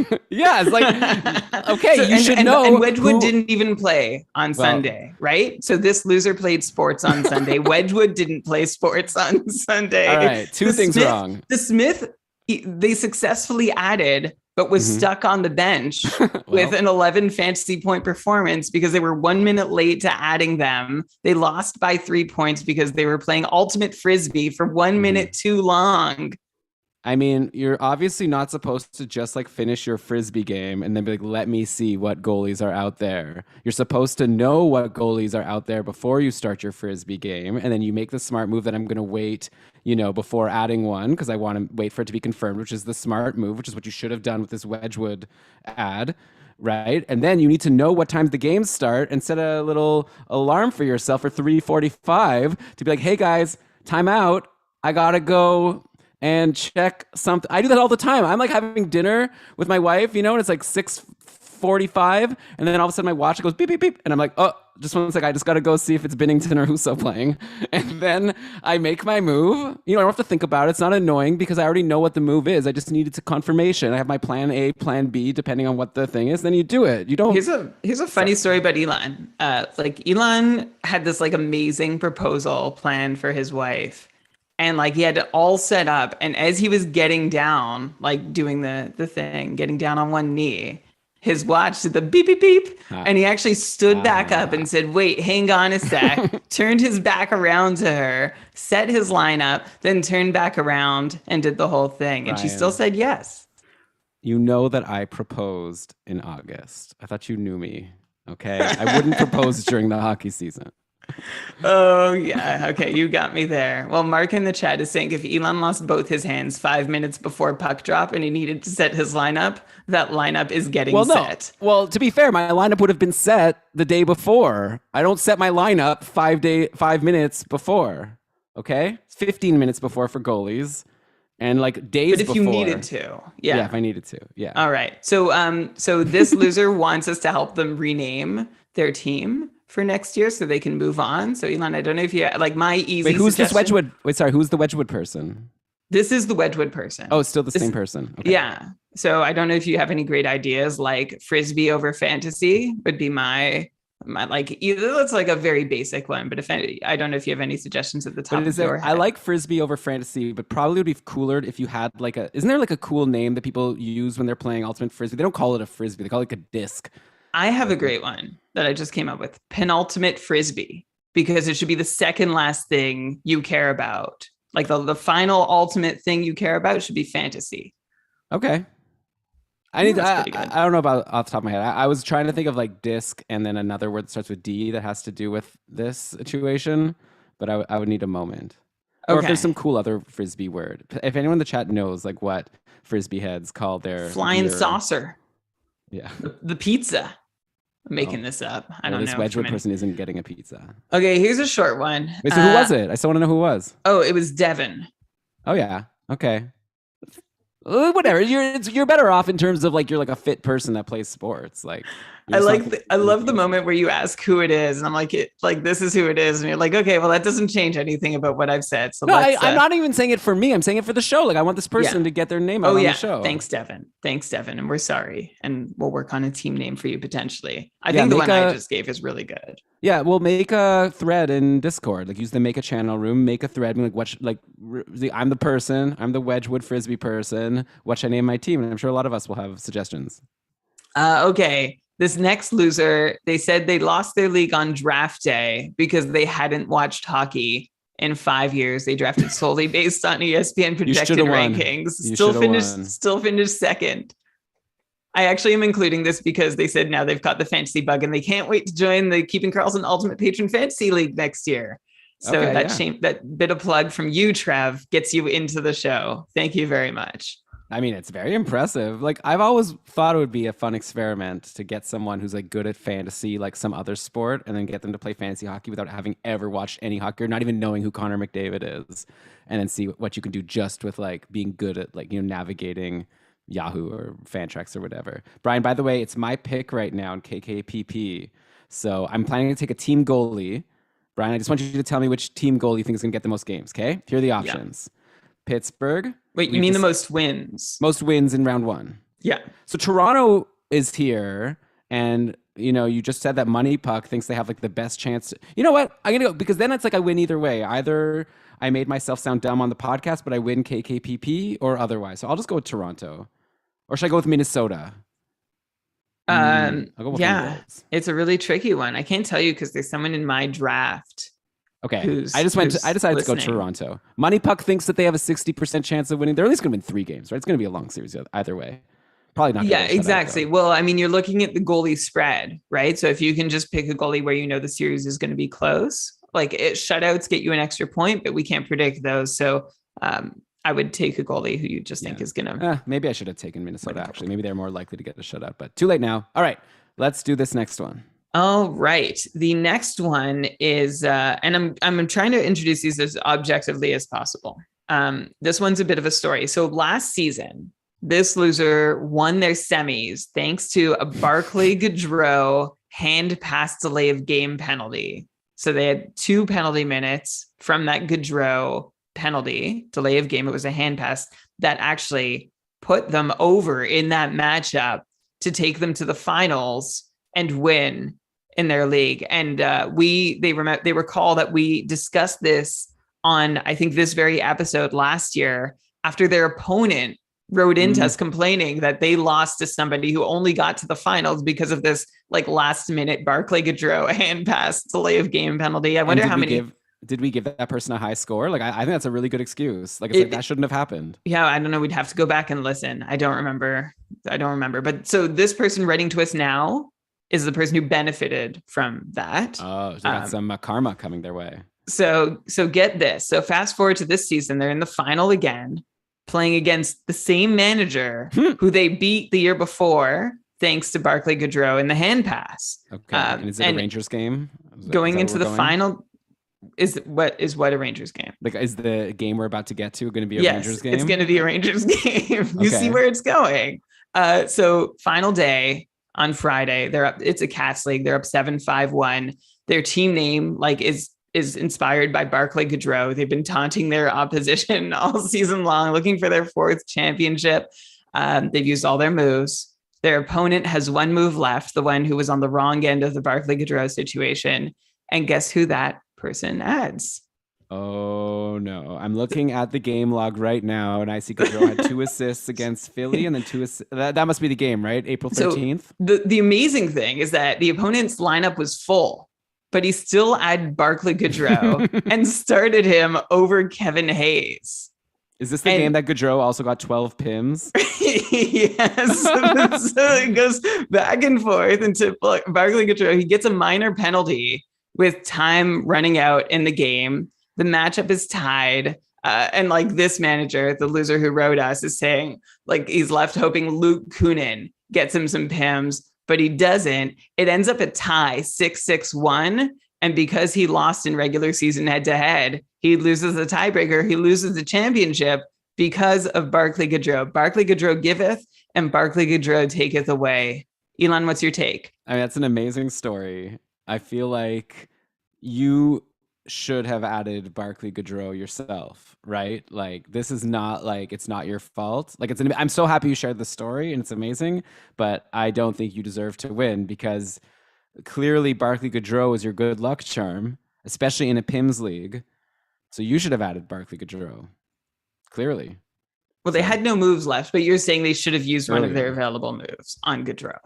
And I don't believe in like jinxes or like good luck charms and things like that. But in this case, you just left your opponent like, it was like, that's a brilliant, like, I just love that so much that your opponent did that.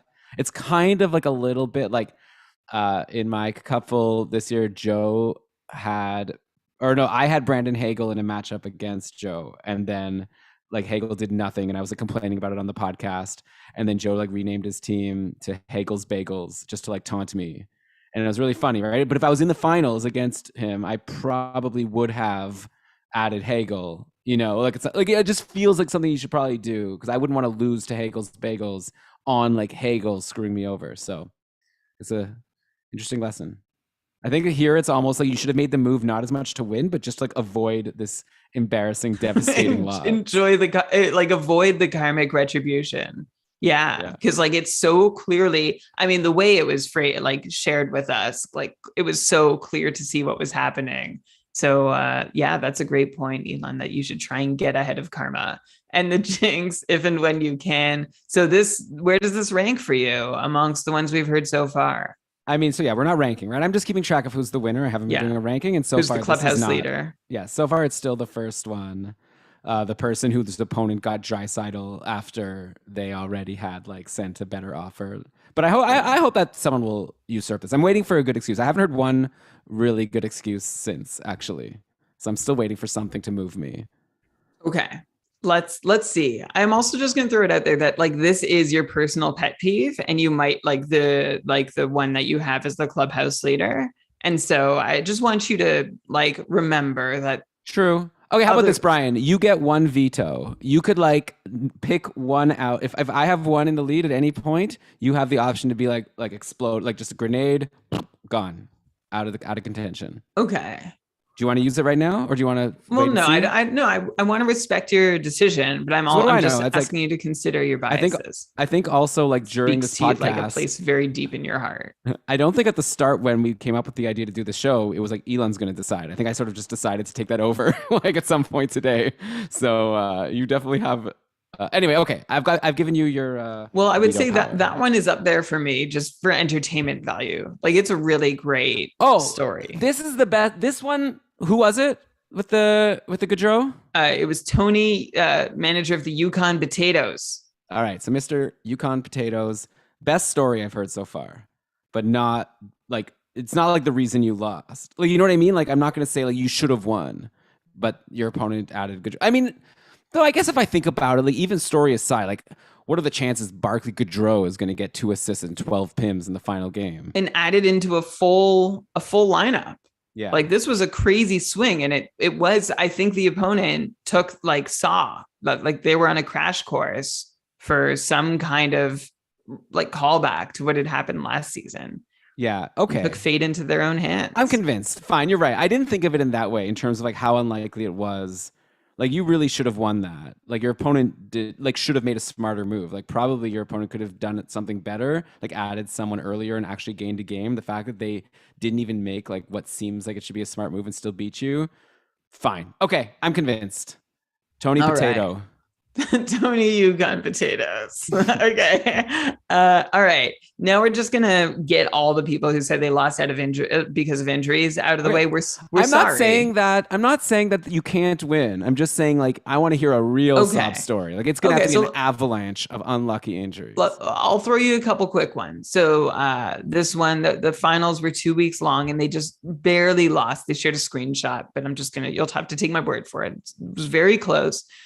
Kadri was injured and they didn't know until the middle of the second week that he'd actually won't return before the end of the matchup. Jack Hughes was injured, who didn't fit on IR. And then their opponent saw an opportunity to also drop goalies because this loser had Shesterkin and Campbell doing really well. They weren't going to hit the minimum starts, the opponents. They dropped their goalies and just took over. This was the best team this loser had ever built by far, but lost because of some bad injuries, which let the opponent basically take liberties and go ahead and win. What do you think? But you lost games because of injuries. But what about like putting them in IR and replacing those players and getting new games? Yeah, it's unclear why Jack Hughes didn't go into IR. Like maybe this is a league setup problem. Is this like also like a thing where it's like a keeper league and you couldn't drop them? Yeah. You know, like okay. That sucks. But I don't know. Okay. Also, it's like, to be fair, like you were lucky to get Gaudreau and Jack Hughes, right? Like they really outperformed their draft positions, so you should be happy that they helped you get into the playoffs. You were lucky to even get this far. Forget saying, like, coming so close with such a great team, the best team you've ever built.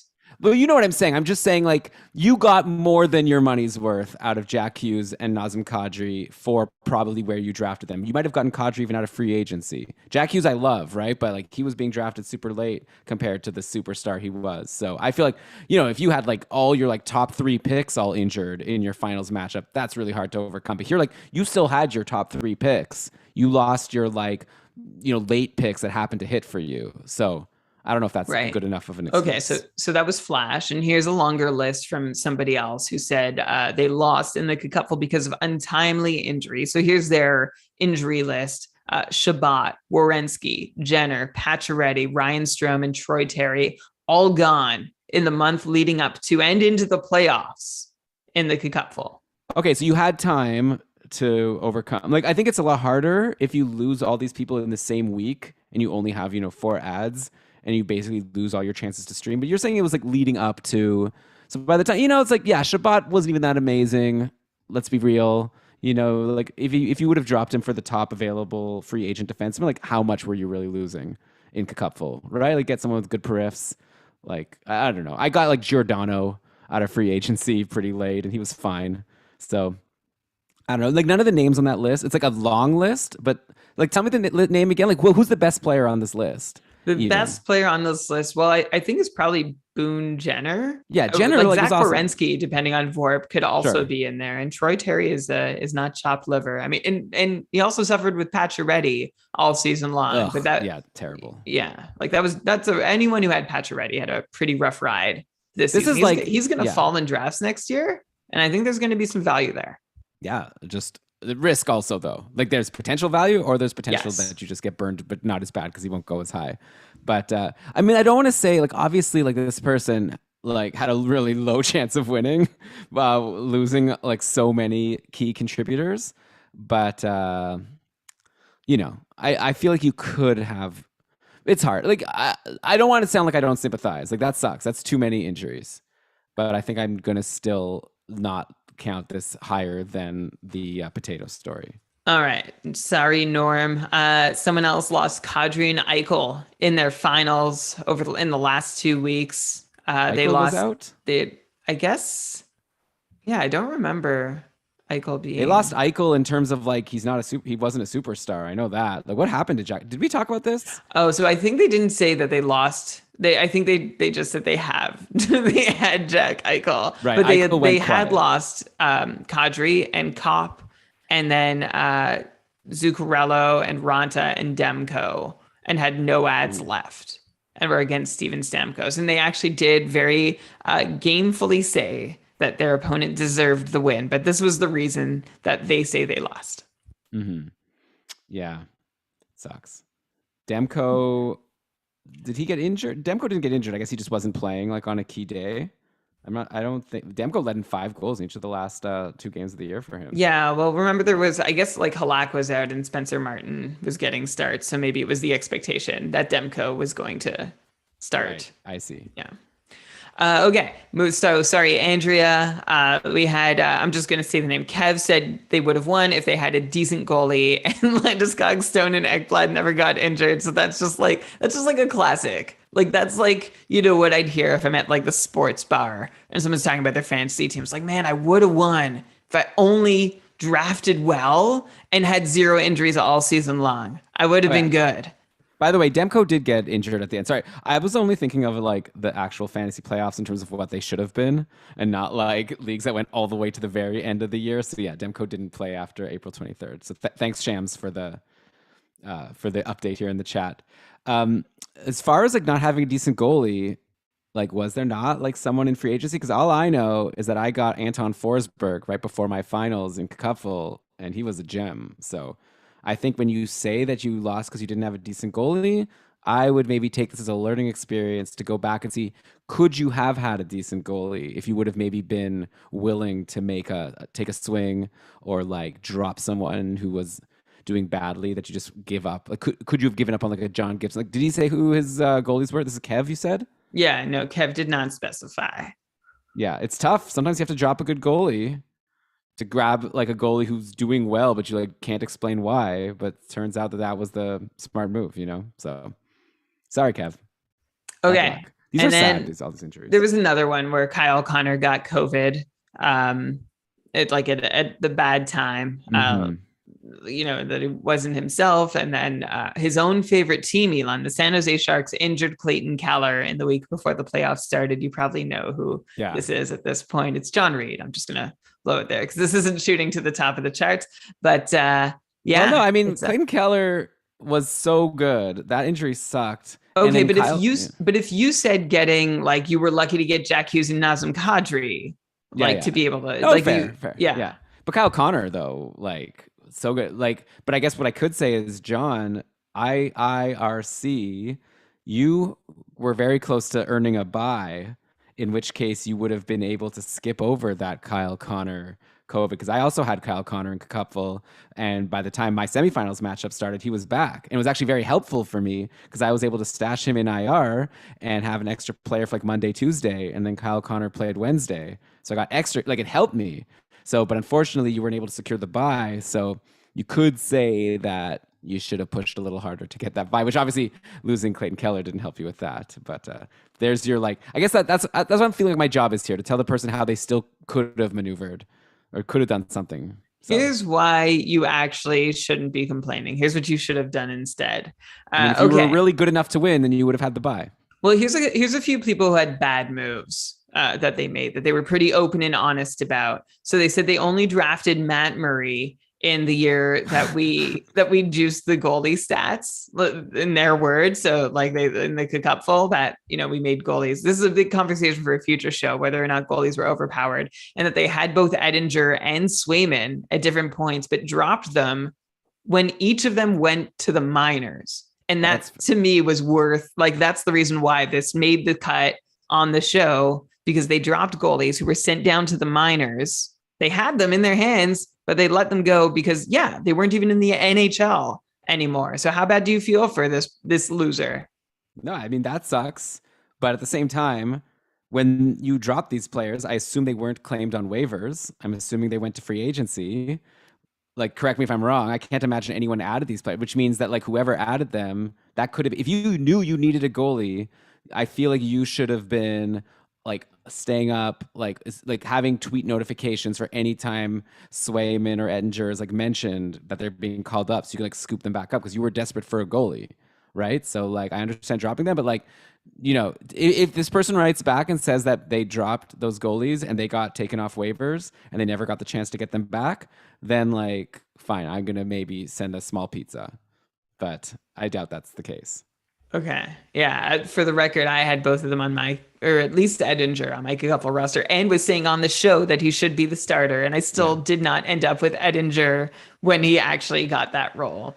By the way, I gotta say, it's like there's a lot of luck involved here, right? Like I won this league, and so like things just worked out for me. Like I got Binnington and Husso out of free agency in the last few weeks of the year, and then I dropped Binnington, but then I was able, and blah, blah, blah, I told you about Anton Forsberg. So sometimes you have to get lucky. Like I could have just as easily grabbed Vejmelka and got burned for like an 8 goals against game. Like I was into Vejmelka after Arizona, traded Wedgwood at the deadline, and if he was available, I probably would have added him, and I would have gotten burned, and who knows what would have happened, right? So there's definitely luck involved. But with goalies, you just kind of have to expect that things are going to be random, but you have to also be like, if you know you need goalies, you got to just really focus on like grabbing everyone you can out of free agency when there's even the smallest glint of hope that they might be something, and then just hope that one of them, sticks. Agreed. Well, that's how it worked in the Cupful anyway, like this season with scoring. Like I think a lot of people were caught by surprise, including me, by the impact of the rule change we made, which again, that's for another also, day. I don't think it was that, like, we changed it by like 0.5%. I'd be curious to know if that really made as big a difference as people say it did. Like, we're talking like some games were worth like 14 points instead of 12 points. It wasn't as if we like made goalies like 20 times stronger. So I think that might be a little bit of an over exaggeration, but I get the sentiment behind what people are saying. But like Matt Murray, yeah, fine, you could juice the goalie stats all you want. Still, that Matt Murray's not going to play more than 10 games. So what are you going to do? It's not going to help. Well, of course, you don't want to hitch your wagon to Matt Murray. As tempting as it is, anytime Matt Murray is scheduled to play games, it's not going to last. Yeah. Okay, here's another excuse for losing. This loser said they lost because they couldn't maximize their roster space because they had too many quality players. They were basically over full at certain positions. And they couldn't move them or trade them. They didn't want to drop them for nothing. They offered trades to other managers, didn't find any takers. So they were just stuck with too many players at certain positions, and they couldn't actually make the transactions they needed to replace them with players at positions of need. I mean, you heard all through again. I mean, what am I supposed to do? This is my podcast, right? I'm not going to talk about some other person's experience because I don't know it. I only know my own experience. And you heard me whine a few times on the podcast throughout the year that I had to make some tough drops because I really wanted a free agent to either to have flexibility or to get a player. I saw Matt Boldy available. I remember at the time I was like, I don't really have room for this guy. I think like when I added Matt Boldy, I didn't even have any space for him for Bratt. When I added Jesper Bratt, I didn't even have any space. Like the next week, New Jersey was playing like Tuesday, Thursday, Saturday, and he wouldn't have even fit in. And I had to drop someone I liked, but I just like had a hunch, So I feel like that's a lesson that we've learned. Is that sometimes you have to make that tough drop, and it seems like in hindsight, I'd be curious to know, like, if you would, like, the person who wrote this, I'd be curious for them to go back and see if they would have just dropped someone. Like, I know they're all great; it would have been a horrible drop, but if you would have dropped one of them, how would that have turned out? Like, what kind of free agents were available that were getting taken afterwards that turned out to be impact people, or like maybe just having that stream spot? Like, if you obviously going for a trade was your right move, and I'm glad you tried to do it, but if you couldn't pull it off, then maybe you just have to open up that spot. Like, sometimes I always just hope that there'll be an injury and that'll open up the spot. And sometimes it just seems like that always ends up happening since there's so many random day-to-day players, especially this year with the COVID and non-COVID illnesses. So this person obviously had some bad luck because they like just nothing ended up happening. But I guess probably you could have done better if you just made a tough drop. That's my guess. I assume that's the case. I think that's it. I think we did talk about this. It might have been on a Patreon cast, but we did talk about, like, you got to know, and when you're not getting value from everyone out there, you still have to do what's best for your team. Even if it means that you think you're giving someone else a freebie, it doesn't really matter. Like, hopefully that person's in last place, or if they're a competitor, hopefully the improvement that you gain from making that move still makes it worth your while. Instead, you're stuck in here on this episode of our podcast saying why you lost instead of celebrating that you won. Yes. Okay. So who's next here? So who was that had the that was too good of a team? Prince, man. That also is kind of like the Hawaii person because my team was so good. I had so many good like I feel like if you had so many good players, like if your team was really that good, then like that should be enough to overcome not having, maybe the most games played because you just have so many good players. So maybe, yeah. Anyways, we've talked this one already. Okay. Here's one. I'm going to condense it. But basically there's a whole story here about so many like close battles and like I'm up by this much and then I lost this much, but my team got me this much. But this loser had Stone, Eichel, Pacioretty, and Lehner. Okay, they took over this team from their brother halfway through the season. It was in a keeper league. And the brother's like a huge Golden Knights fan. And the brother had traded away a ton to get like all of these Golden Knights. Okay. And like clearly but you shouldn't have won. Like when you're That's generally true. That's a really good like point. When you take over, yeah. Before we get any further, But this team also had beat had Johnny Gaudreau and Brayden Schenn and beat a team with McDavid and Draisaitl in the first round. So you can forgive them for feeling like, hey, I think I can actually win this one. Sure. And so on desperation day for Vegas, I think it was against the Sharks, right? Vegas needed a win. They started all their Golden Knights and left Brayden Schenn on the bench. And Brayden Schenn had a fantastic game, had 8.5 fantasy points compared to Max Pacioretty's 1.8 fantasy points in their format. So basically, you combine all the Vegas Golden Knights who played that day, they barely beat Brayden Schenn alone. And that's why they lost, because they had too much stock in the Vegas Golden Knights in a do or die game. Yeah, and to make it even more annoying, it's like not even like Vegas didn't score, Like it's not like they got shut out by San Jose, which would be like almost even more annoying because San Jose, you're like, yeah, they're against San Jose. Like obviously they're going to score some goals. And they did. It was 5-4 in the shootout, right? So Vegas scored 4 times, but I'm just bringing up the box score right now to see. Let's see here. So Vegas's top scores in that game. So Pacioretty had a goal and an assist, I'm seeing. Who else? Yeah, so Pacioretty had a good game. I don't know if it was that. Sorry. I don't think it was that game. Eichel had a good game that day, but not Pacioretty. So not the game against San Jose? Maybe not. I just assumed it was. Did they say in their thing that it was San Jose? No. I think it was Saturday. Okay, do you want to read it again? Because the person will probably be listening and be like, why are you telling that's not what I wrote?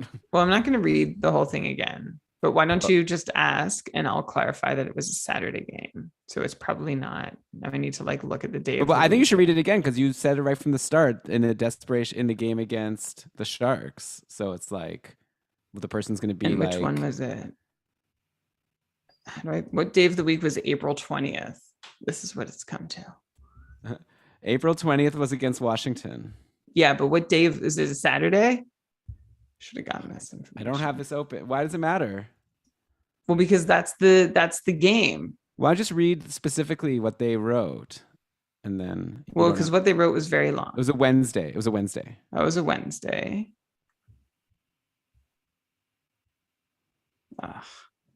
It was against Edmonton. They lost 4-0. No, I don't know what game it was. Why don't you just point out that it couldn't have been the San Jose game? All right. I don't know what game it was. All right. So I must go from. Well, why would I know that it couldn't have been the San Jose game? You told me it was the San Jose game. I said maybe it was the San Jose game. You didn't say the date. No, I didn't say the date. I don't even know. I don't even remember what you said now. Like, how am I supposed to respond to it saying, was it not the San Jose game? Why can't you just do it again? Okay. All right. I'll start from the top. All right. Okay. I don't remember how I led into it. So here we go. All right. This next loser ended up with basically the reason they lost is they had too many Vegas Golden Knights on the team, but it wasn't their doing. They took over a team that their brother was running, and they took over the team halfway through the season. Their brother, for some reason, had traded away a lot of pieces to get the Vegas Golden Knights on their roster. So they ended up with Stone, Eichel, Pacioretty, and Lehner, knowing that they all had this terrible playoff schedule and they were all getting injured in the weeks leading into the playoffs, but they all recovered. And this loser actually got through the first round against a team with McDavid and Draisaitl, thanks to Johnny Gaudreau and Brayden Schenn, goes to the semis, is against first place, who's only lost one matchup all year. And then over the course of the week, there's a lot of details about the back and forth. But it basically comes down to this. They played their Vegas Golden Knights, who did nothing, and they had Brayden Schenn sitting on the bench. So in a do or die matchup where they realized the playoff situation that the Golden Knights were in, it's like, hey, these guys have to show up. And I have Pacioretty, Eichel, Stone, and Lehner. They all do well. Eichel had a good game. The rest did next to nothing. And meanwhile, Brayden Schenn on his own has a fantastic night. And this ended up they would have won the matchup if they just had played Brayden Schenn over essentially any of their Vegas Golden Knights. Like they lost by a very slim margin, and it's just because they trusted their Golden Knights in a do or die situation over Brayden Schenn, who, by the way, was like a point per game player over the last month of the season. Like we talked a lot of bad about Brayden Schenn earlier in the season. Like he was done. We weren't sure why, but we didn't see any reason to roster him. But holy cow, did he have a renaissance over the last little bit of the season? I think it was like as soon as we had that episode where we talked about Brayden Schenn, obviously. Right after that, he was like a free agent. I got him in one of my leagues, and now I have to decide if he's even good enough to be a keeper at this point with how he finished it. He ended the year with 58 points in 62 games. That's a 77-point pace. That's his best ever season. So I think this person benching Brayden Schenn, like, I mean, I do feel for you. Like, let me just say, like, that's like having to make a sit start because it's like you were smart enough to have Schenn on your team, right? So it's almost like so annoying that you have to make one of these tough calls. And yeah, it's like you're sitting Schenn, but it's for Eichel, Pacioretty, and Mark Stone.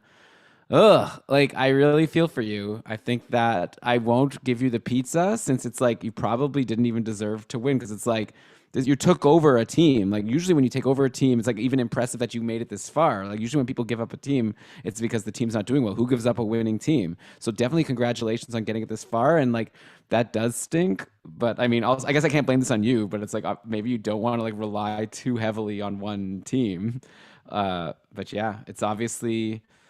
I really feel for you, and I feel like we've discussed like potential, like I think Brian, you brought this up at some point, or maybe I did, but I like the idea of a league where maybe instead of you having to make sit-start decisions, it just automatically takes the players who should have played on that day, like the ones who got the most points, and just have those players be the ones that end up contributing to your team. You know, so if you had 10 players playing in only 8 spots, then just your top 8 people. I feel like that's almost like, on one hand, I understand that maybe part of the fun is having to make that sit-start decision, but to me, it's just annoying that, like, because to me, the most fun about fantasy is like assembling the best team, you know? And I don't want this, like, if Brayden Schenn just happened to not be playing that day and played on the Friday instead or whatever, you would have gotten his game and you would have gotten all those points. So it's kind of like you got burned by just a busy schedule day.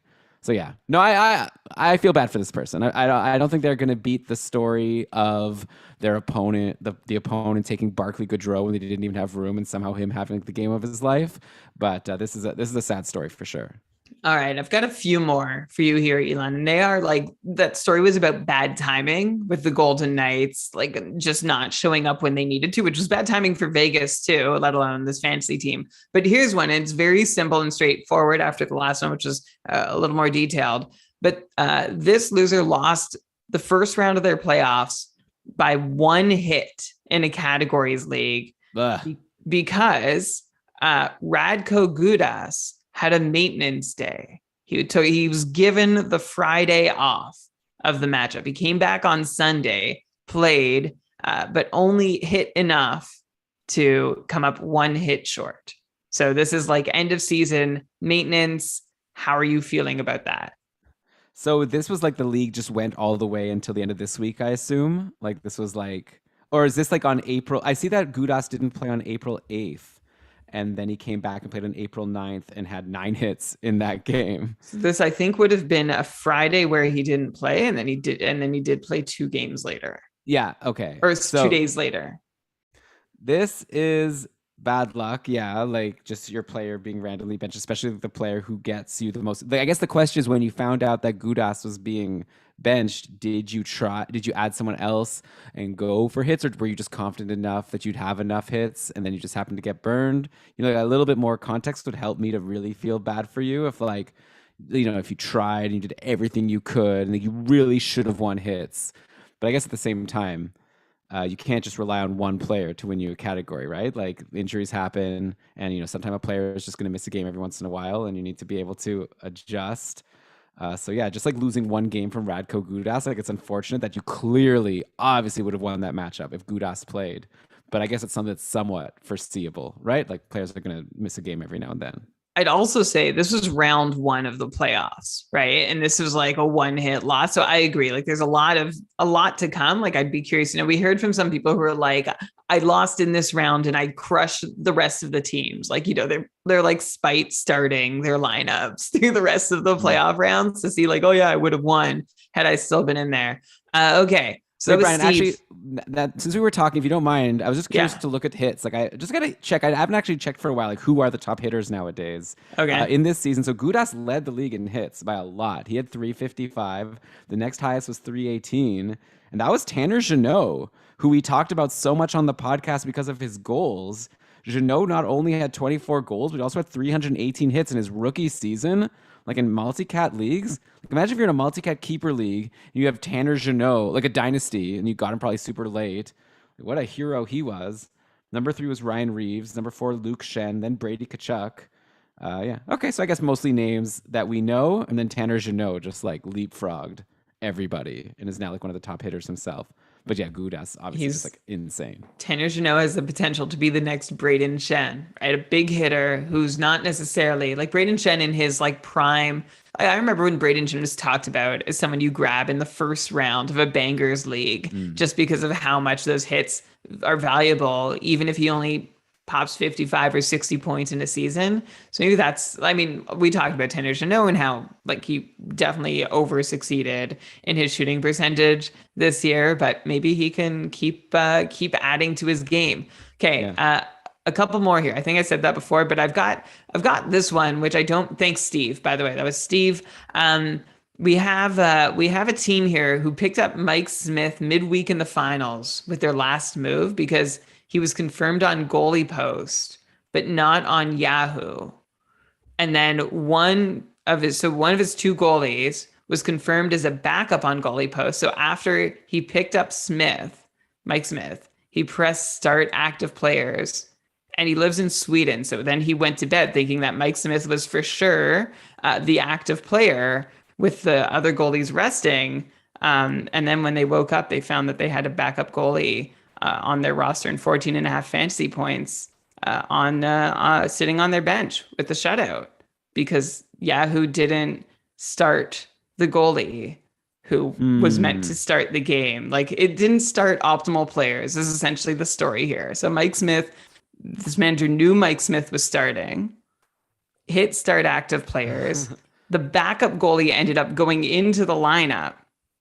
Well, this person's very brave for writing this in, I think, because like, what do you expect me to say? Like, after you press the button, set active players, you still have the option to actually look at the end result and make changes. Like, why didn't you just check to verify? I guess you were tired. It was time for bed. But generally, after I press start active players, I still look on that day, especially if you have 3 goalies that are all like, I don't think start active players has anything to do with who's starting. I think all that button does on Yahoo is put players whose teams are playing. Yeah, this is like a hard lesson learned. Like the check marks don't matter to start active players. Well, yeah, exactly. Furthermore, as Shams has pointed out, like sometimes the check marks don't even matter in terms of who's going to start. Like I want to see the tweet. That's a whole separate story. When I first saw, show me the evidence. Well, we saw multiple times on Yahoo that like Mikko Koskinen, like there was some specific trouble with the Edmonton goalies where they had the wrong goalie as confirmed starting, or they had a goalie confirmed starting that was never confirmed starting. But I guess here, like they got it right. This person just pressed the button and didn't actually check, and then they lost because they had Mike Smith. That sucks. Yeah. Like, I mean, I feel bad for you. Like, I would be so mad at myself. This is probably what'll happen if I ever have a kid, right? This sounds like a new kid kind of move. Or this person, was it Mops, who had like everyone was sick and dying and also they got a new house. Like that seems like a move. Like if you made this move, Sweden person, I think that you should have a sob story about why you also didn't check to see if Mike Smith was actually in the active spot. But yeah, like Brian said, good lesson learned for next year. That's why I brought it on the show.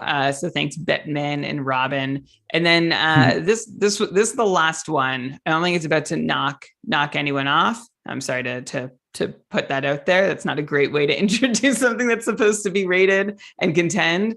But they were the first after the regular season in a couple different leagues, and they loaded up on Jets and Habs because they schedule. But then Jake Allen gets hurt.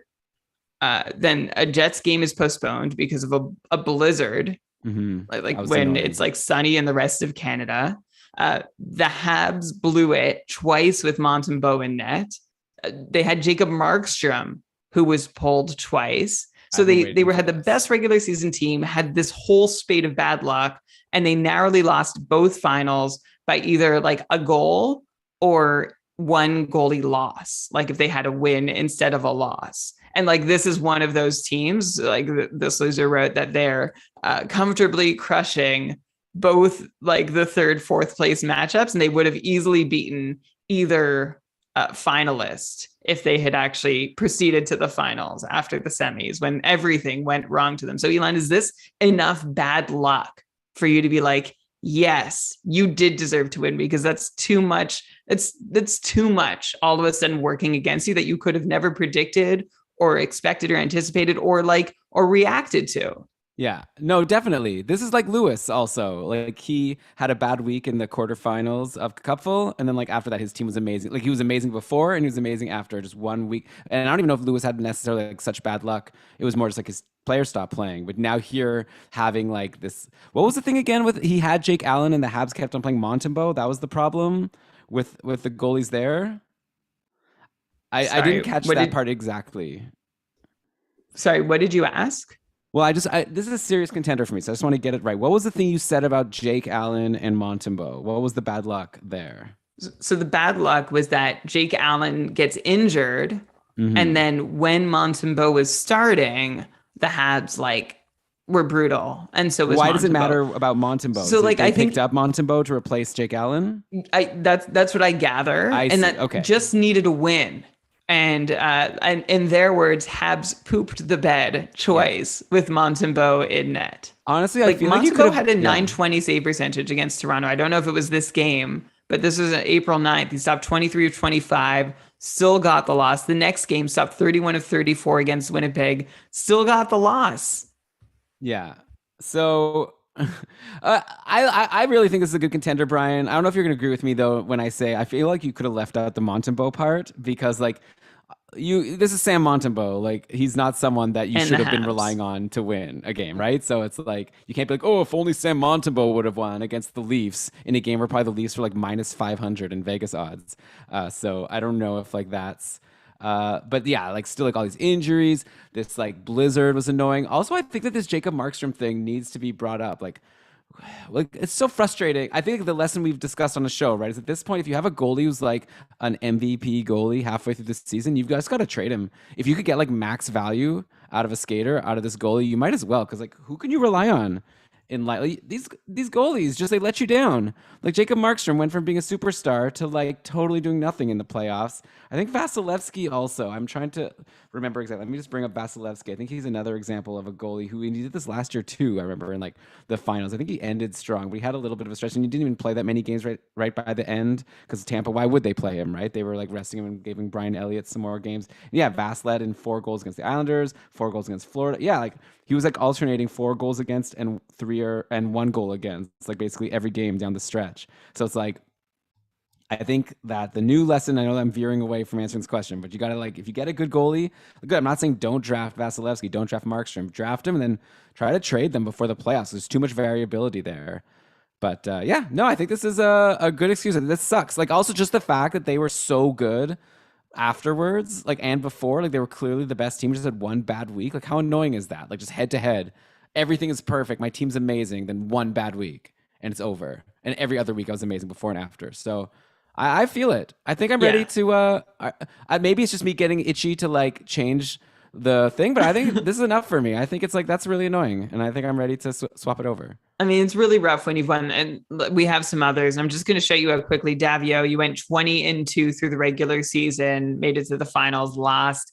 Maddie C, you had McDavid and lost because he got goalied. Kurt, Eric, UND hockey cards. Sammy also finished 30 points ahead of the second place finisher in a head-to-head league. The Chell spot crushed by injuries. Duster Bugless, Scuba Steve taking Trout. Dobber Hockey's Ian Gooding actually did a whole great thread on why, like, the circumstances around losing the Experts League. I think to our friend Eric Dost at Frozen Tools and Mike also. So thanks you all for sharing your. Some of you also lost because like you had the wrong like schedule for your league. Like someone's like, oh, Yahoo, because of the one extra game, they extended all of week 26 to 2 weeks. And that totally messed me up. Like I think like one big takeaway that I want to throw out here is that like make sure your league ends the week before the NHL ends. Like it always gets to silly season in the NHL where stars are resting and everyone's super frustrated. And like it is sometimes like in the past, it's been a draft strategy of mine. And I think ours on the show, where if you know a player is on a really great team who's going to be cruising into the playoffs, likely their team might want to rest them. Like if you're trying to tie break on draft day between two similar players, go with the player who's more likely to be fighting for playoff positioning at the end of the season, which is also hard because fighting for playoff positioning, or maybe they're fighting for the President's Trophy, you know, there's always different motivations for different teams. So that's just another lesson, I think, from going through this exercise with people who shared that my league is still going and my stars are sitting. Yeah, well, Yahoo didn't even give the option to end like on just like 1 week away from the end. Like you either had to be like a cupful and end 2 weeks before the end of the season, or you had to have a final matchup of these final 2 weeks. One thing you could have done if you really wanted to go like close to the edge, but not that last week, I heard some people suggesting that like just set it up by the Yahoo defaults, you know, go to the end, but then just like as the commish, just like force everyone's players to be on the bench starting week 2, you know, so just make it a 1 week matchup instead of a 2 week matchup, you know, obviously let people know in advance that you're going to be doing this and get everyone to agree. But yeah, I definitely agree that it's hard to give the prize to someone who lost because of the weird, like all their players getting benched in the last week, because this happens every year, right? So it's nothing. Yeah. It's something that we knew was going to happen. It's something you might have been able to predict. By the way, I'm also just going to shout out, like, apropos of nothing. You mentioned game day tweets. Like Shams is still like going nuts on Twitter, like tweeting out like information. Like Shams shared the Demko thing, which was tweeted out by NHL Game Day News earlier today about like Demko was hurt a month ago. He played through it, but then decided to shut it down. There was also something about Dougie Hamilton and that like he never felt good after breaking his jaw. Oh, so that's good info, right? Because like I have Hamilton in the keeper league. I think a lot of people do. It's like now it makes it interesting. Like maybe I do keep Hamilton because I'm reading this tweet now, from @GameDayNewsNHL. So Sam Kassan is saying, I'm just gonna read this. This is actually extra interesting to me. I added that there is still numbness at times, but feels the full offseason will help him come back 100%. So okay, maybe now I don't blame the coach for not playing him on the top power play. Maybe there was a good reason because he wasn't the full Dougie Hamilton, and so either keep him or get him for value in your drafts next year. Just something to remember, right? Like these players who were letdowns. Also, Brian, there was that thing that you posted on Discord. I know this was supposed to be like a compliment of Shams. Yeah, Shams is crushing it with all the retweets. Also, I just loaded the playoff schedule into GameDayTweets.com for the goalie. So now like the goalie tweets are going to be going to the games if you care about who's starting goalie games in the playoffs. But anyways, I was going to say the Discord, the Brock Besser thing, right? Like he had a down year, and then news came out that he was like grieving his father passing, and that like really, he was saying how that affected him a lot. So he had a down year. So it's the kind of things where it's like, first of all, these are like something like that is like outside of hockey and like bigger than hockey. But at the same time, obviously, you just need to think like maybe Besser can be better, and he just didn't have his head in things like as fully as he has in the past. And so that's another reason to expect him to maybe have a bounce back next year. So some of these end of the season sort of like retros can the garbage bag day interviews, like you should still be paying attention, right? But you don't need to now because you could just follow a game at Game Day News NHL. Yeah. Well, right, but like don't tune out. Like don't stop checking GameDayTweets.com or at Game Day News NHL. Like there's still some juicy stuff that's really useful to know about the future, like about what's like reasons for player performances. So follow that. But Elam, we need to crown a winner before we go any further. And are there any more?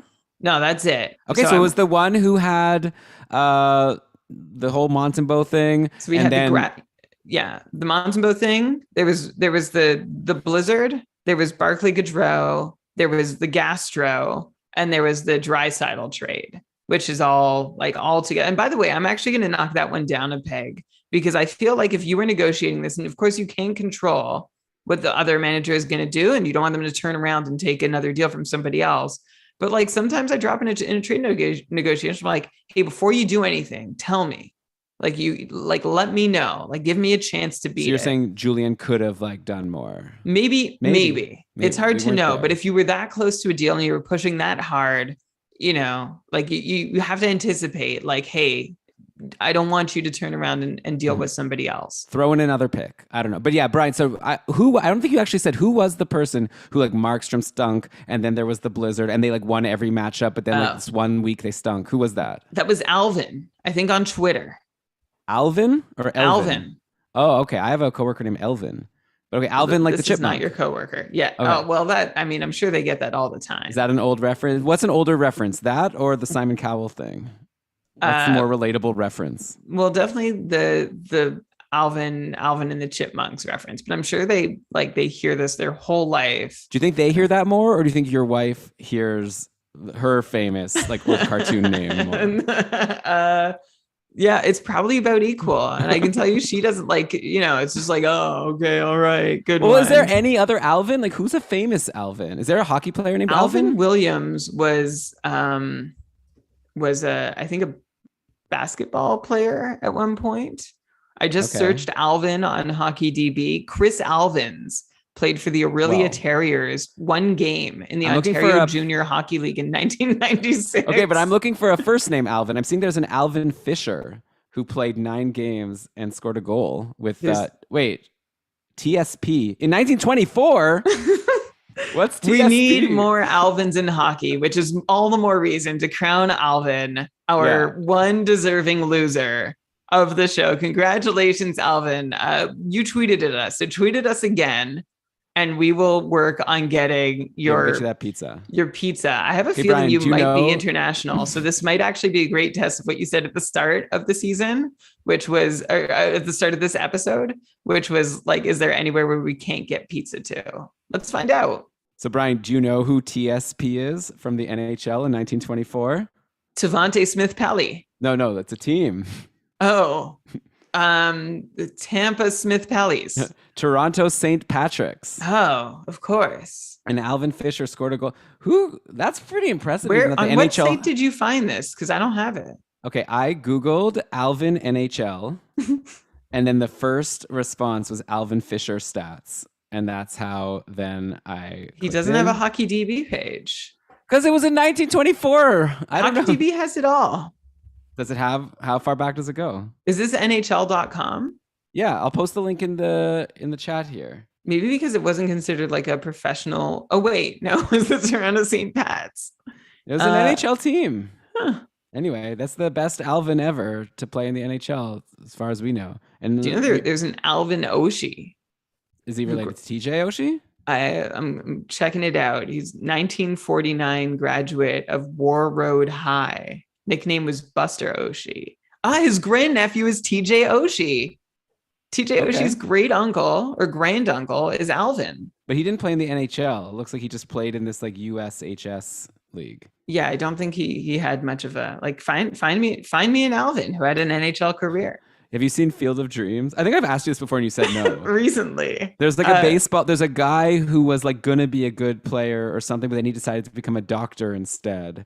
And it's like maybe this like Alvin Oshie maybe could have been a good NHLer, but maybe like he had to go to the war or something, and like that. And then like who knows? Like, I'd be interested to know the life story of Alvin Oshie and why he didn't end up, having an NHL career. So we're offering Alvin, in addition to winning, the only legitimate excuse for losing, you also have new reference points to give people. It's like, oh, Alvin, like TJ Oshie's great uncle, or like Alvin, the graduate of War Road High in 1949. Or Alvin Fisher. Or Alvin Fisher. No, the best NHLer ever named Alvin is Alvin Fisher. So please, let's stop diminishing his contributions. He scored a goal. But okay. Elon, I just need to make my last skater pick for the Keeping Karlsson playoff pool. Let's do it.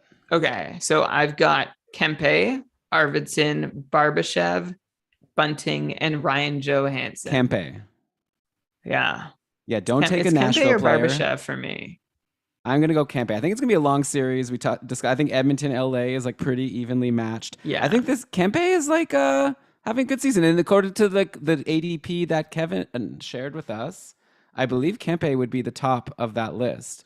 Like, let's check Kempe versus Barbashev and just see like who's been on average being drafted higher. Do you know that Barbashev, like he was quiet for a while after starting off so strong, 15 points in his last 16 games. Yeah, but Kempe's similar story. He was quiet, and I think he had 11 points in his last 11 games. I think Kempe's the easy pick here. I think Kempe's drafted like 50 spots higher on average. Yeah, I guess I know I'm overthinking it. Like I know Kempe is the obvious, but like I kind of like this one. It's fun. Go with your gut. I always tell people to go with your gut. You know what? I went with Toffoli. That was my gut pick last round when I could have had Kempe and just decided not to. So I'm going to go ahead and take the obvious pick here. Oh, and Victor Arvidsson gets autoed right after. And then Nicholas Backstrom. Should I have taken Nicholas Backstrom? Backstrom really just did nothing to end the season. It was not a good season for him. Okay, Brian, this was a blast, but I think we got to wrap this up. Hopefully everyone enjoyed this garbage time end of the season episode of Keeping Karlsson. I had a blast. We've got some beat writer interviews potentially. I've got a lot of like tentative yeses, maybe even one coming on Tuesday, but I don't want to announce it yet because the person said yes for Tuesday. Then I was like, how about 8 p.m.? And then they wrote back, and they didn't write back. So I just kind of, you got to wait the like appropriate amount of time before I write back to be like, so does Tuesday work for you? Because I wrote this email like yesterday. It's like very tricky because I don't want to like I don't want to be too pushy. But at the same time, it's like I'd love to, nail down these. So this is my life. But so anyways, we're going to try to get you some more shows in the feed soon. So stay subscribed on Spotify or wherever you catch your podcasts, Google Podcasts, Apple Podcasts, all the places. Thanks to the patrons for supporting Keeping Karlsson. Everyone who's playing in the Keeping Karlsson patron playoff pool, good luck. Those drafts will all be wrapping up tomorrow before the games start. And then, I guess with that, Brian, let's just do it. Let's cue the outro music. Why don't you go ahead and read us the credits? All right. This episode was presented by Dabra Hockey and powered by our amazing patrons who contributed so much to this episode. Thank you all for your contributions and our followers on Twitter, but especially our super supporters on Patreon, which are Patty, Rob, David, Derek, Tom, Andrea, Flash, and Tyler. Thanks for your support. I'm going to thank Shams because I'm going to give one more plug for Game Day News NHL and all of the GameDayTweets.com family of Twitter accounts. Just go there to find them all. Logo art by BrandonWeeb.com. Outro music by Pat Roach. This episode was researched with help from Dabra Hockey, Frozen Tools, Dabra Prospects, Natural Stat Trick, Evolving Hockey, Cap Friendly, The Athletic, HockeyGoalies.org, Hockey Reference, Hockey Viz, Hockey Database, Elite Prospects, and NBC Sports Edge, and Yahoo, and Fantrax. But especially you, like when we don't often solicit listener input, and when we do, you always deliver. So thank you all for jumping into the conversation, and we love you. Thanks for listening, and good luck in all your playoff pools. I mean, I don't really like that you're like speaking for me and telling people that I love them, because for me, that's like it's a big thing to say. It's really uncomfortable. That was a topic of a patron cast like 6 or 7 months ago. But like, I definitely like huge appreciation, like Brian said. So thanks everyone for listening. We'll be back at you with another episode at some point soon. Beat writer interviews. Brian and I will talk playoffs. So yeah, just like I said, we're going to keep going all throughout the summer. But Brian, while we settle in and enjoy some playoff action, what else should we be keeping on the back of our minds? Well, in the back of your minds, maybe even in the front of your minds, please just do what you can to make sure that fantasy hockey is for everyone. Bye. Okay, great show. We went. Oh, I guess it makes sense that we went over since we started half an hour later. Yeah. Okay, but I definitely need to go because I did not give an update to the other people in my household that this was going to be late. But thanks everyone. To the other person in your household. Yeah. I have Cody also. That's not a person. Is Cody a person? She's I think of her like a person. I don't know. That's nice. In some ways. I mean, she has feelings. She like has wants and needs and what you should have said is to the other animals in your household, and that would have covered everyone. You know that I love Cody more than the listeners. I'm glad this isn't making the show. I really appreciate the listeners, but I love Cody more. One day I'm going to ask you if you love me. I'm going to watch you sweat. I love Cody more than you, but I think I would say I love you. Like, I mean, it depends, like, kind of what it means. Like, kind of depends how we're defining it, but you're very important to me, like, in a very significant way. I thought you were just going to, like, awkwardly laugh that one away. Thanks. Well, I love everyone, so that includes you. So it means nothing. You tell me you love me, I'd be like, I don't care. Like, you love your garbage man, probably. My garbage person. Sorry, your garbage. That's not what you call it. Would you? I love all the garbage people in the world. Like, and not just the ones helping take the trash from the curb. I actually, I'm a new homeowner, right? So this is a new thing for me. I've lived in a You've been condo in a forever. condo. I've been took out the trash, took out the recycling. I felt good. I felt like very grown up, I like stood there, like I looked at my thing to make sure it was like lined up with the other ones on the sidewalk, like that it matched. I can't wait for the discussion that we're going to have at one point which is since we're both in this situation now, do you tip your garbage removal employee? I mean, is there even one person? Like, wouldn't I just be like the person working that day that would just happen to be lucky to be there on tip day? I think, you'll get to know. I know at my last address. I mean, I don't know my person. I saw the person regularly, especially during COVID. And I had a kid who liked to watch out the window. Okay. I mean, I guess if I get to know the person, then maybe. But like, these first few weeks, I've just put it out, and then later in the day, I put it out at night, and then the next day, at some point, I come and I wasn't like there for the interaction of the garbage being taken. I just sort of saw the end result. I guess I could leave leave $1 under the bin. Yeah, I think you should. I think I've read people tape a gift card to the top of their bin, but then other people drive the route and beat the garbage. Sorry, what? To them. I'm not going to rent a car to like drive the garbage route. No, I'm not. No, I'm saying people drive to steal the tips. Oh shit! Yeah, terrible. All right, yeah, I gotta go. I said I had to go. This is crazy. This could be a topic of a patron cast, like Sham said. Yeah, or maybe a different patron question idea. Okay, curious to hear it. Yeah, on Discord. See you, everybody. Okay, bye.